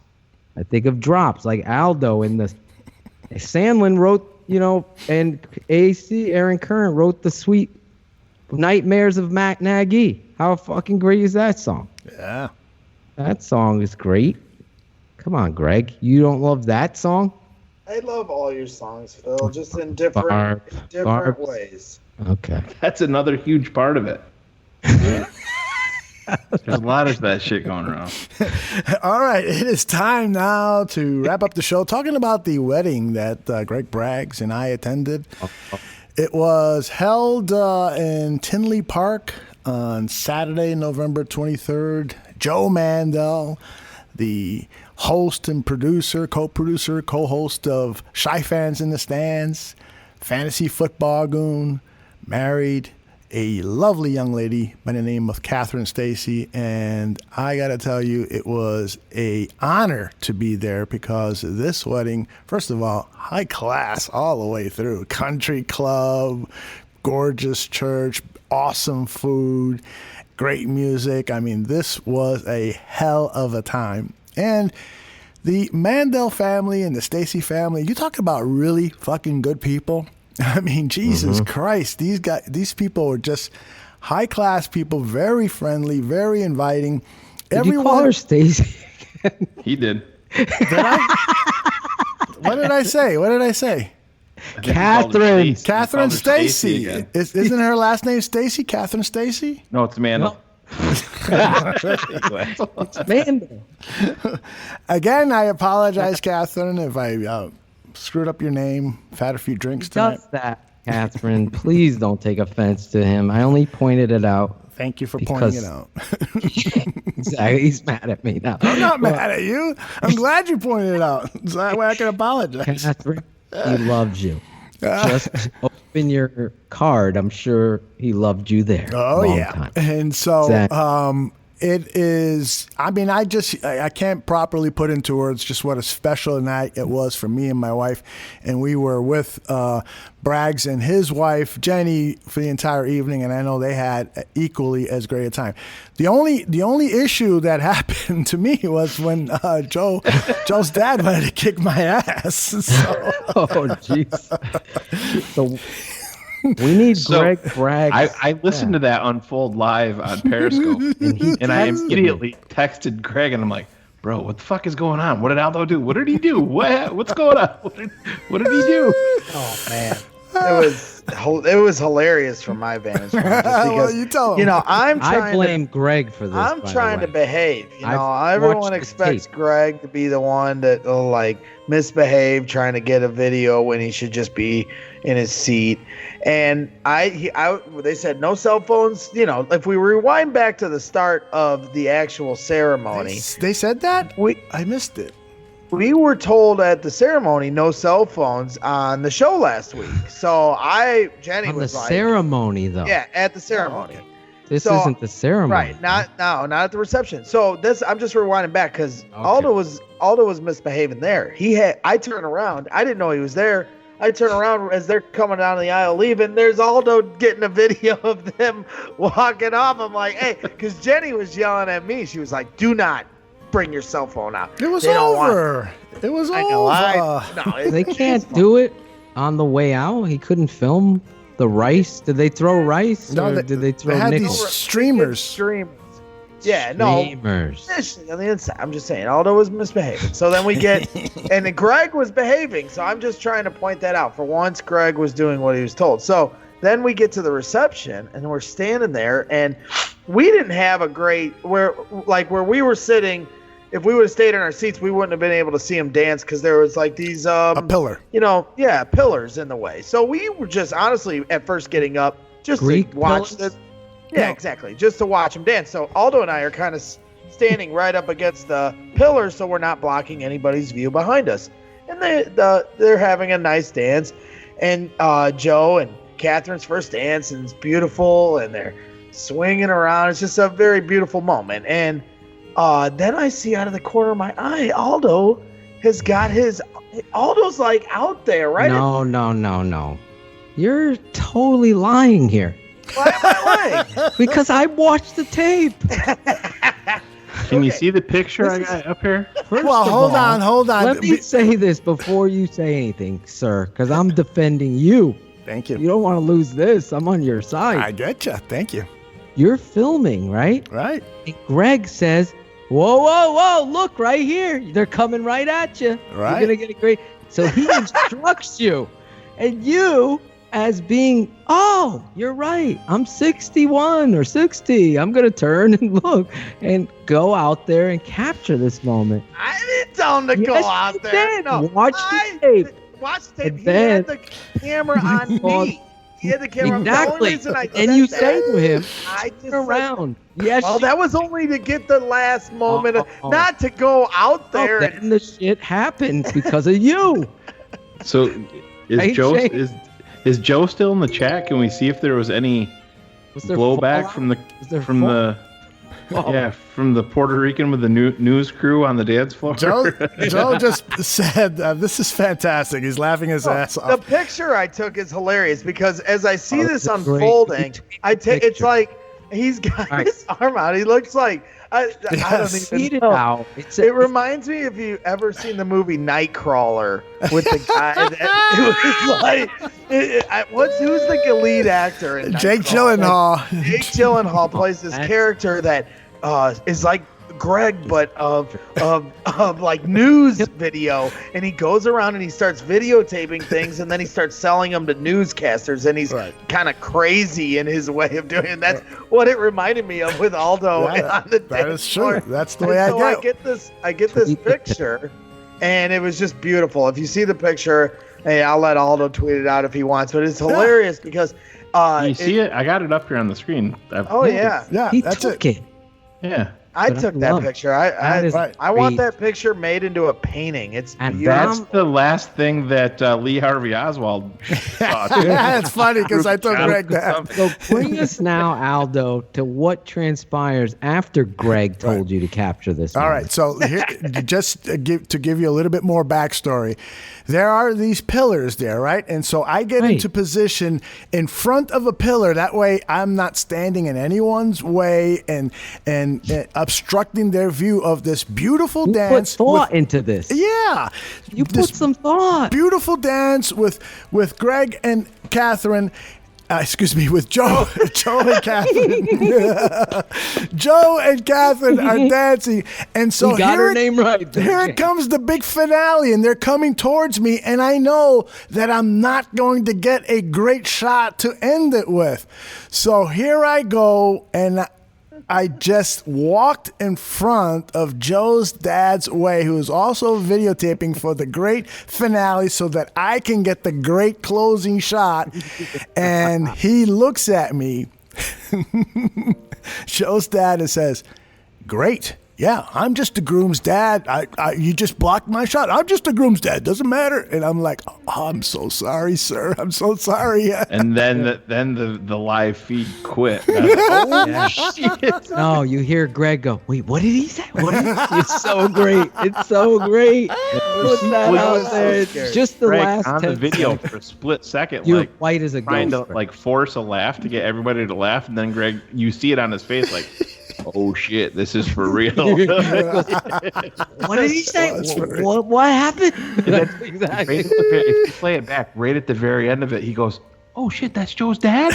Yeah, well, because that's what I'm just praying the guy was joking when he said it, because I didn't, you're trying to get to know everyone in the room. I don't know everybody yet. I didn't even see him. I just heard him say it because I'm to the right of the pillar and his dad is to the left and Aldo's on the floor with the couple. Watch the tape, folks. Tell me if I'm wrong tomorrow. All I was telling him to do is turn the camera.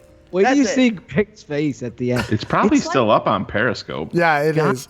I'll retweet doesn't it it. have like a 24-hour life on that? I get worried. I'm like, hopefully Shane's screen recorded this shit. I think it records on my phone, so I'm sure I still have it.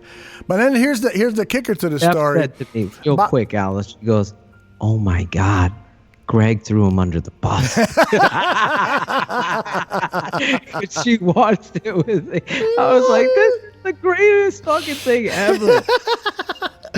So about an hour later, there's Joe and Catherine and a couple of other people and Joe's dad talking. And so Joe looks over at me and motions me over, and I'm thinking, holy shit. And so I walk up sort of like behind Joe's dad, and Joe says, "Hey, this is Aldo." And Joe's dad looks at me, and the expression on his face was like, "Oh, you're the fucker." All right, here we go. Everybody listen up. Get over here.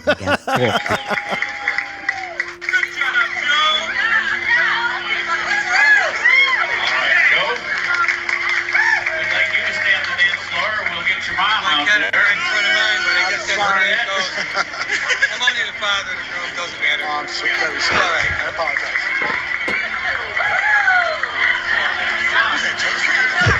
Who's that, Joe's dad? Joe's dad? There it is. I was so scared in that moment. It's the best part of the entire tape is when Greg he does that. He tries to force the laugh into the situation to make everybody happy, and then he literally shits his pants. I was so scared. He was like Eddie Jackson. Well, because my one rule was to came up behave way too with far the in video. coverage. Yeah, my whole thing was to behave with the video, and then this whole thing. Fucking caused this. Listen here. I'm just being honest for the Mandels that are listening now. That was not very nice, Greg, to Aldo. So you should have filmed that. I was the puppeteer. I was the puppeteer. Yes. Yes. I don't think you did it maliciously for those concerned. Here's what I want to say to anyone, all the barflies, any people that working in the Bears bar. Love these guys. No. I want to say, if you're going to get married, hire Greg and me to videotape your wedding. We will knock it out of the park. Yes. And that way we can have permission to stand in front of anybody. Hire me as your DJ. There you go. Fly him in. Greg and Aldo as the videographers. Shane will be the fucking one who marries you. Yes. We should make this a package for you're right. barflies. That is for fucking Isn't there great one idea. of these guys getting married soon? Who in the chat room is getting married? They invited us. To the Alex Acevedo is getting married, right, Alex? Alex, you want to hire isn't him? Ryan DJ KB getting married too? Put this him summer? on the list. He's got 8 kids. He hasn't got married yet. I love Ryan. Ryan could sing. Oh, that's right. Swanky is getting married. Swanky is flying out to Vegas. You to get hiring married. us He says or firing us? That's this weekend. It's this weekend. Fuck.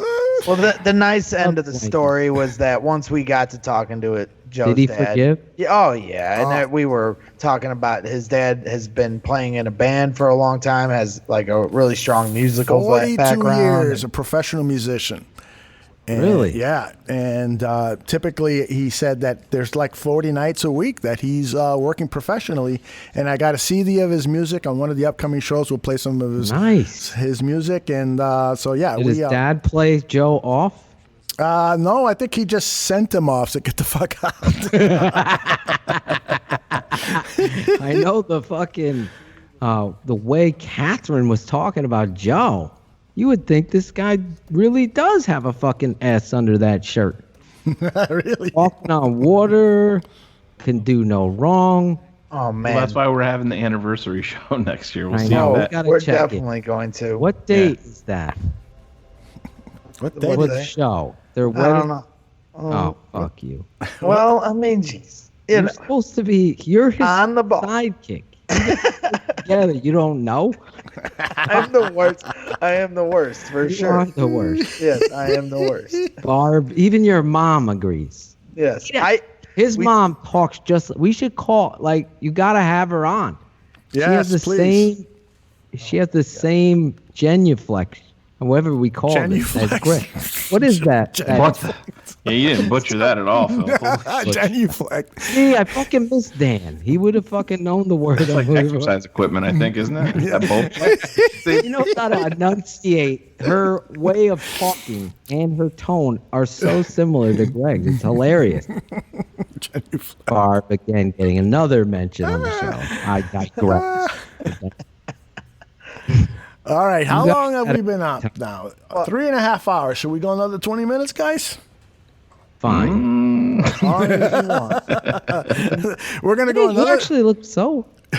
We're gonna go another 20 minutes, and so that means we're gonna start with shout-outs. Do shout outs. I got a list. Oh, he's got a list.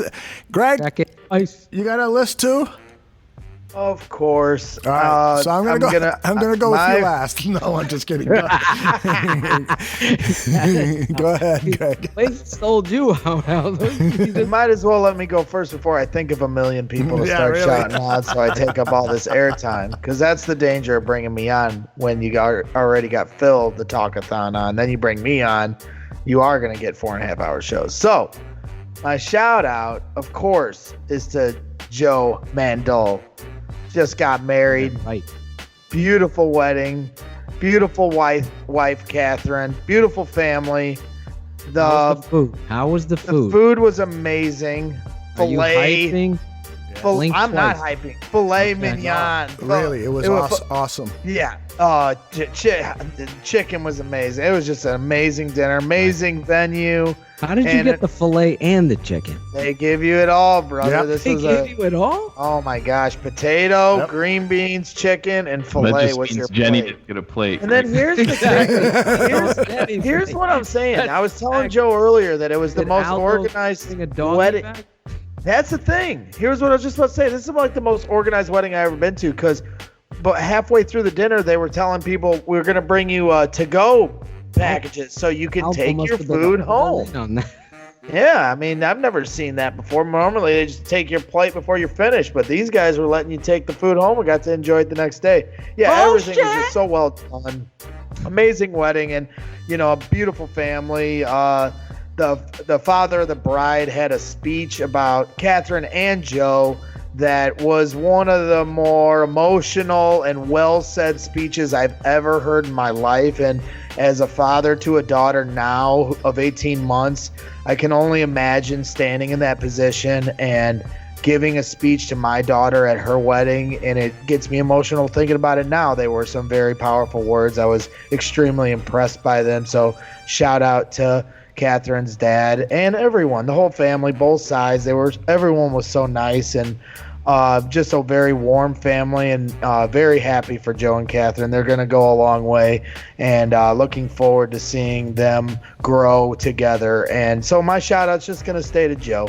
He's my co-host of Shy Fans in the Stands. I'll shout out everyone else in the ballroom on another day, but today I'm going to leave it for Joe because it was just such a beautiful day, and I'm looking forward to our show tomorrow on Shy Fans in the Stands. We're going to have Zach Pearson on, and looking forward to doing one up before he takes off for Maui on Friday for his honeymoon. So, Nice. like I said, my shout out stays for Joe and the Mandel family, and of course, Catherine, shout you out as well. Congratulations to you both, and thank you for inviting me to He's your. trying to beat the father's speech. Look at him. Nah, yeah, this is as good as I'm gonna give it it was just such a fun night, and Aldo and his wife and Tucci's and his wife, and we were just hanging out and having great conversation, and Jenny and Who was Aldo. it? Who was the other one? Tucci? Or Tucci? Tucci. They were Aldo called Hold him on. Tucci. Let me play you my shout. Let me play you my best man. Hold on. This is his speech. Oh shit! Hold on.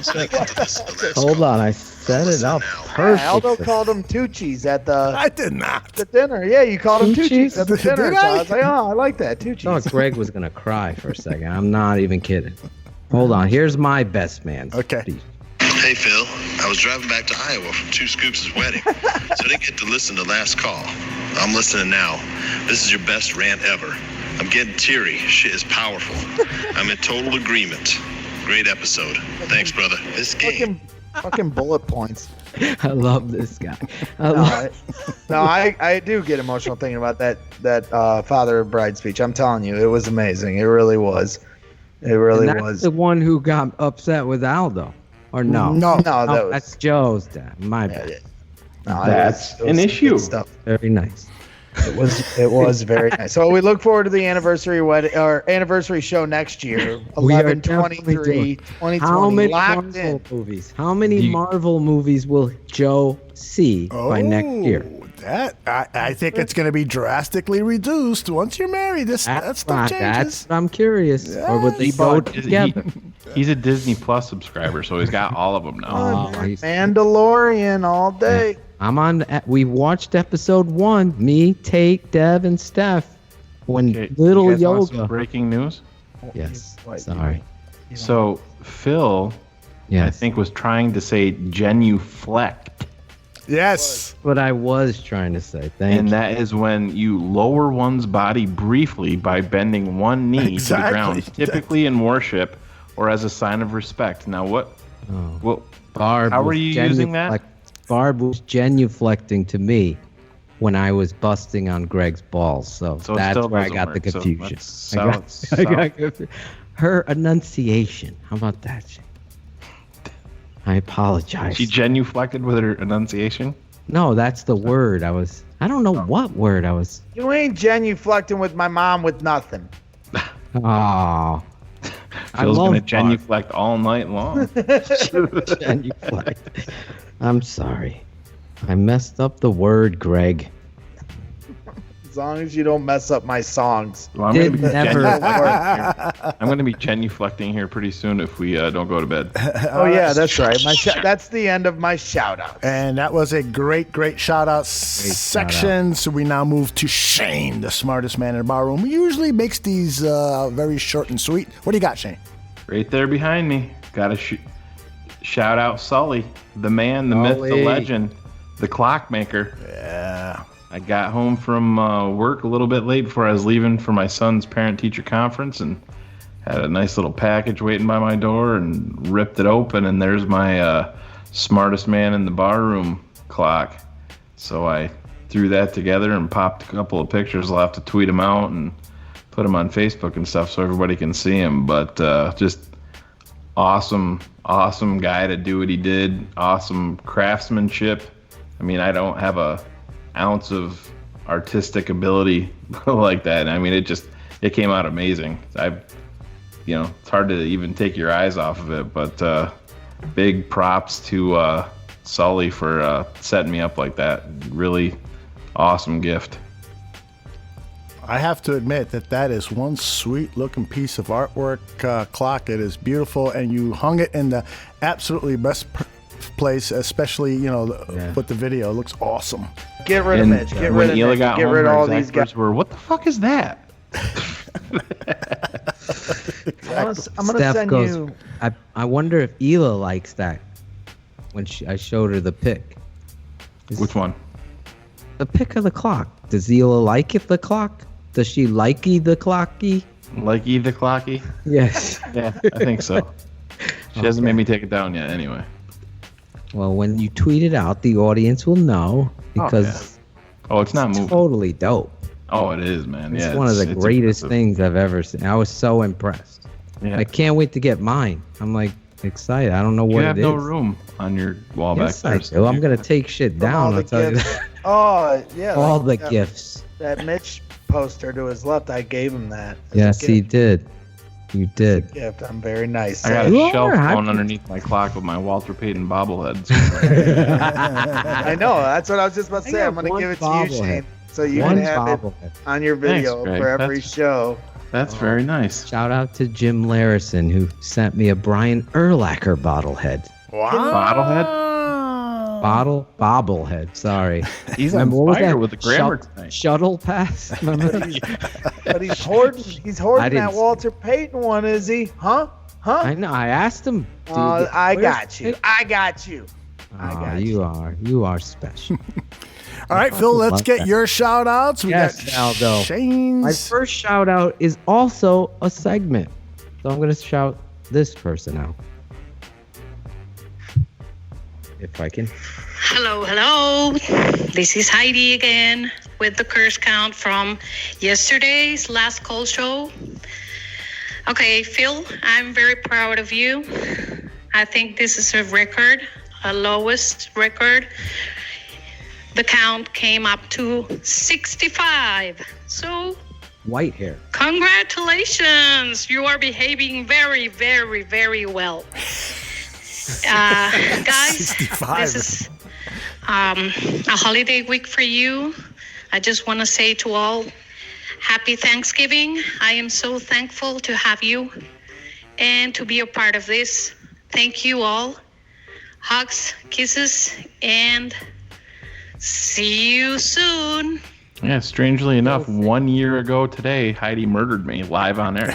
That's right. Hashtag kill Shane. Yeah, Jesus. Heidi is the best. I mean, Aldo, how great is Barfly Heidi? She hasn't gotten the title, but I almost slipped there. But what a tremendous Barfly. What a tremendous fan. She really is.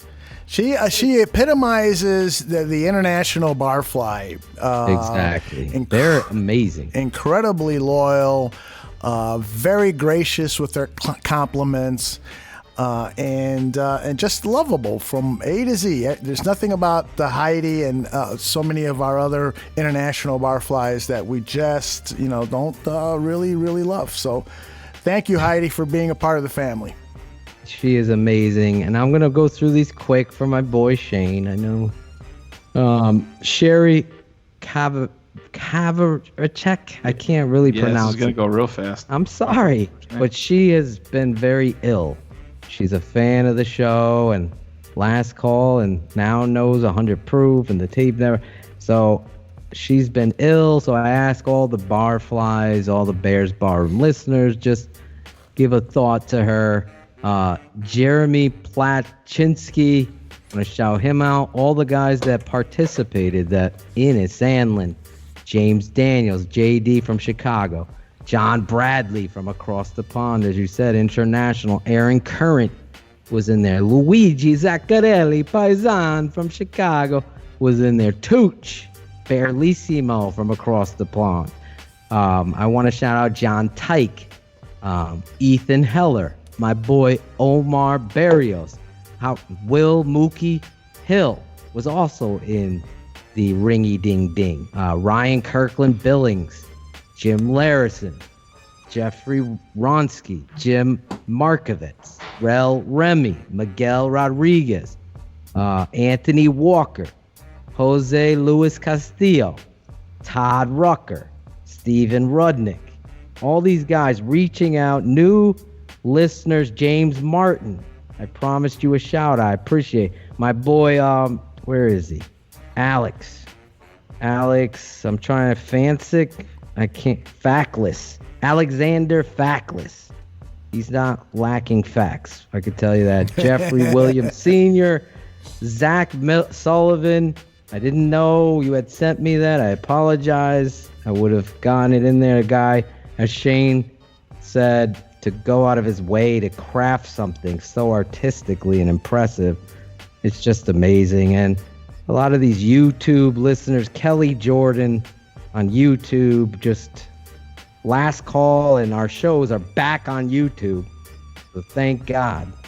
So glad they're there. Chris Jackal, Toby Hill for the kind words, Rich Kid, King, Leo Aga, Justin Hamlin, Marty, Marty's a huge Barroom fan, new listener. Windy City 55, Matt M, Patrick Murray, and Michael Montalanto. You guys all diffuse. I forgot diffuse. Diffuse, you deserve a shout out too. You guys have been tremendous to Aldo, Barroom, Shane, more Shane on last call. People are excited. More Greg off the show. They keep saying that. I'm joking, Greg. Like They're right. Greg. They're right. We love you, Greg. And I appreciate what you said about Joe and Catherine. You know, it's not every day you get to be a part of people and their generosity, kindness, and compassion. When they're in the bar room and they go out of their way creatively. Why Are you tired? I am tired. I've been doing all this brag shit today. Hey, Joe posted in the chat, today's his 1 year anniversary with Barroom. Look at that. Really? So, yeah. See, when I had an assistant, she would keep track of all those dates, man. Yeah, we're good. We don't need any more assistants. Okay. I thought you had a brony that was helping you. A brony? What the fuck are you talking about? What's a brony? Don't even go there. I don't know what you're Google talking it. Google it. Look at his smile. I don't want to know. No, do it live on air. Aldo, Google brony. Look at the picture and then tell me who's the first person that you think of when you see the picture. Let me finish my shout out to Mandel. Joe, you are a class act. I wish I could have been there. Greg and Tooch kept sharing, as well as Shane, with the videos, the wedding. I wish I was there to enjoy this with you guys. You guys are tremendous peeps. You know who it is, right, Aldo? You gotta say it. No, he doesn't have to. I'm not gonna say it. No, I'm not gonna. I don't want to get in any more trouble. No more trouble. They get mad anyway, for God's sake. It's right. like, come on, guy. Greg, great speech tonight. Yes. Talking about the passion of Barroom, what it means. And Aldo, can't say enough good things about you. I totally blame Greg and Joe's dad being mad for 20 minutes. He probably still pissed at him. Motherfucking guy getting my fucking son with dancing. Fucking waltz dancing, for God's sake. Joe totally took classes. Let's get that shit out. When I saw that video, Joe's fucking dancing as if he's in a fucking Who movie. texted you that immediately? I'm like, Joe's been taking classes. Steph said the same thing. Oh, Joe's been taking classes. Joe could play left tackle, for God's sake, with those feet. He's moving on the dance floor. But Joe, you're a true friend. We love you at the bar room. You started as the goon. I dubbed you the two scoops. And boy, do I like you much better as Joey. Shout out to you. All right. Hey, Phil, when are we doing last call? I text. See how fucking awful he is, guys. Texted me? So I talked to Steph, and we came up with live this for whole 1 plan. hour after the 1 show. hour. See? Live with Live. Phil Atoshin Sr. Coach Atoshin is going to make his debut with me on the show On Thanksgiving. on Thanksgiving. Wow. So he's gonna 1 come hour on after the game? after the Lions, right? After the Lions Bears finish, because we're gonna schedule our meal to eat during the game. Oh, look at you. Nice. So I'm sitting at one spot Yes, watching the game. She said, you have to promise you're not gonna be yelling. I go, I'm not. I promise. We had to alter ours because I was supposed to be eating with a bunch of rabid Philadelphia Eagles fans during the Bears game, and I called my sister and I'm like, well, that's not fucking happening, or I'm not going to be there. I'm just telling you flat out, I'll buy some fucking turkey breast and make a goddamn sandwich at home if that comes to that. I'll stop at Arby's on I'll eat roast beef. All right, well, that sounds good. Is that okay with you, though, That Alan? works, brother. I did tell Steph, and she said, if you're at, the in-laws and you can't do it then we can negotiate another time. No, that'll the work. The later, the better, she said. Okay. After that. Sounds good. I'll let you know for sure tomorrow morning, and then we'll let everybody else know. And remember that. Here's the one caveat, just real quick. I'm sorry. Sure, no problem. If it's later, it can't have my dad on the show. Okay. Well, then we got to make that work then. Oh shit! That's great. I wonder if my dad would know whose voice that was. I don't know. Coach, who's this? If he gets it, I bet you he gets it wrong. Oh shit!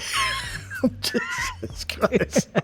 I was imitating that, that high school kid's mom when their kid makes a big run. Oh shit! That's an issue. Yeah.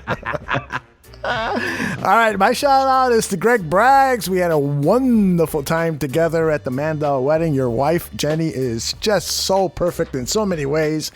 Donna, my wife, could not stop talking about her, saying she made it so easy to talk and have conversations all night long. She was the perfect person to sit with, along with the Tooches. My Tide is, I think, Tooch's wife's name. I think I always screw up names, but I think I got that correct. And we had a wonderful time with them. And as I said earlier, that this whiskey that the Tooch provided is just outstanding. So many thanks for that. And again, great thanks to the Mandels. The family is just really, really special when you get to experience something like that from a close friend. And Joe and I have established a really great bond. He's just a great guy in so many different ways. One of the things that Greg did not mention is the speech by the best man was incredible. I mean, yes. This guy had some. Totally skipped over that. Yeah, he had some. I think he was a little jealous. Yeah, I think so. Yes, I was. I think so. Well, this guy is an attorney, so he knows how to spin the words, and he had some really wonderful, funny stories about Joe, and he concluded with a story about a time that Joe and him went out to see a sporting event, and Joe just had way too much to drink. It wasn't. They were down in Cleveland. Really? They went down to Cleveland to watch a game, and a White Sox game, and Rock and Roll Hall of Fame, and people that they were just partying with kept feeding Joe drink after drink, and Joe's best friend knew, okay, this is not gonna end well. And at a certain point, Joe says to his best friend, "I can't feel my legs. I can't feel my legs," because he was so fucked up. And his best friend says, "They're there. You're walking on them. You have them. They're there." And so he helped Joe all the way back to the hotel room, put him in bed, and a little while later, Joe looks at his best man and says, "You know what? I gotta tell you, you're my best friend." And that was just a very emotional and perfect way to end that speech. And I think a good way to end this show. Remember, if you drink, please do not drive. And always bear down! Yeah, motherfucker. Shave your pubes. Genuflect.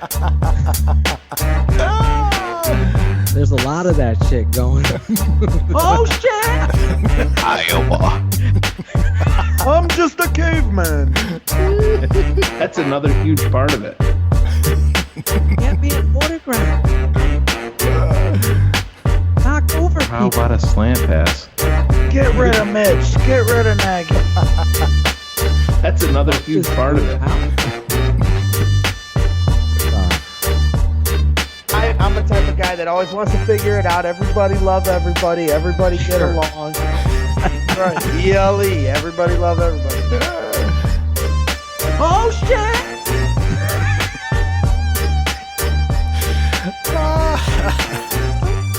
Oh, this is going to be a new highlight. You're going to have to do this every week now. I guess so. You're putting key moments in the show into the end. I love it. All right, I love you guys. Good night, everybody. Later, everybody. Later. Shane's going to bed, motherfucker. Yeah, no post game. No post game. This is it. This is it. If this is it.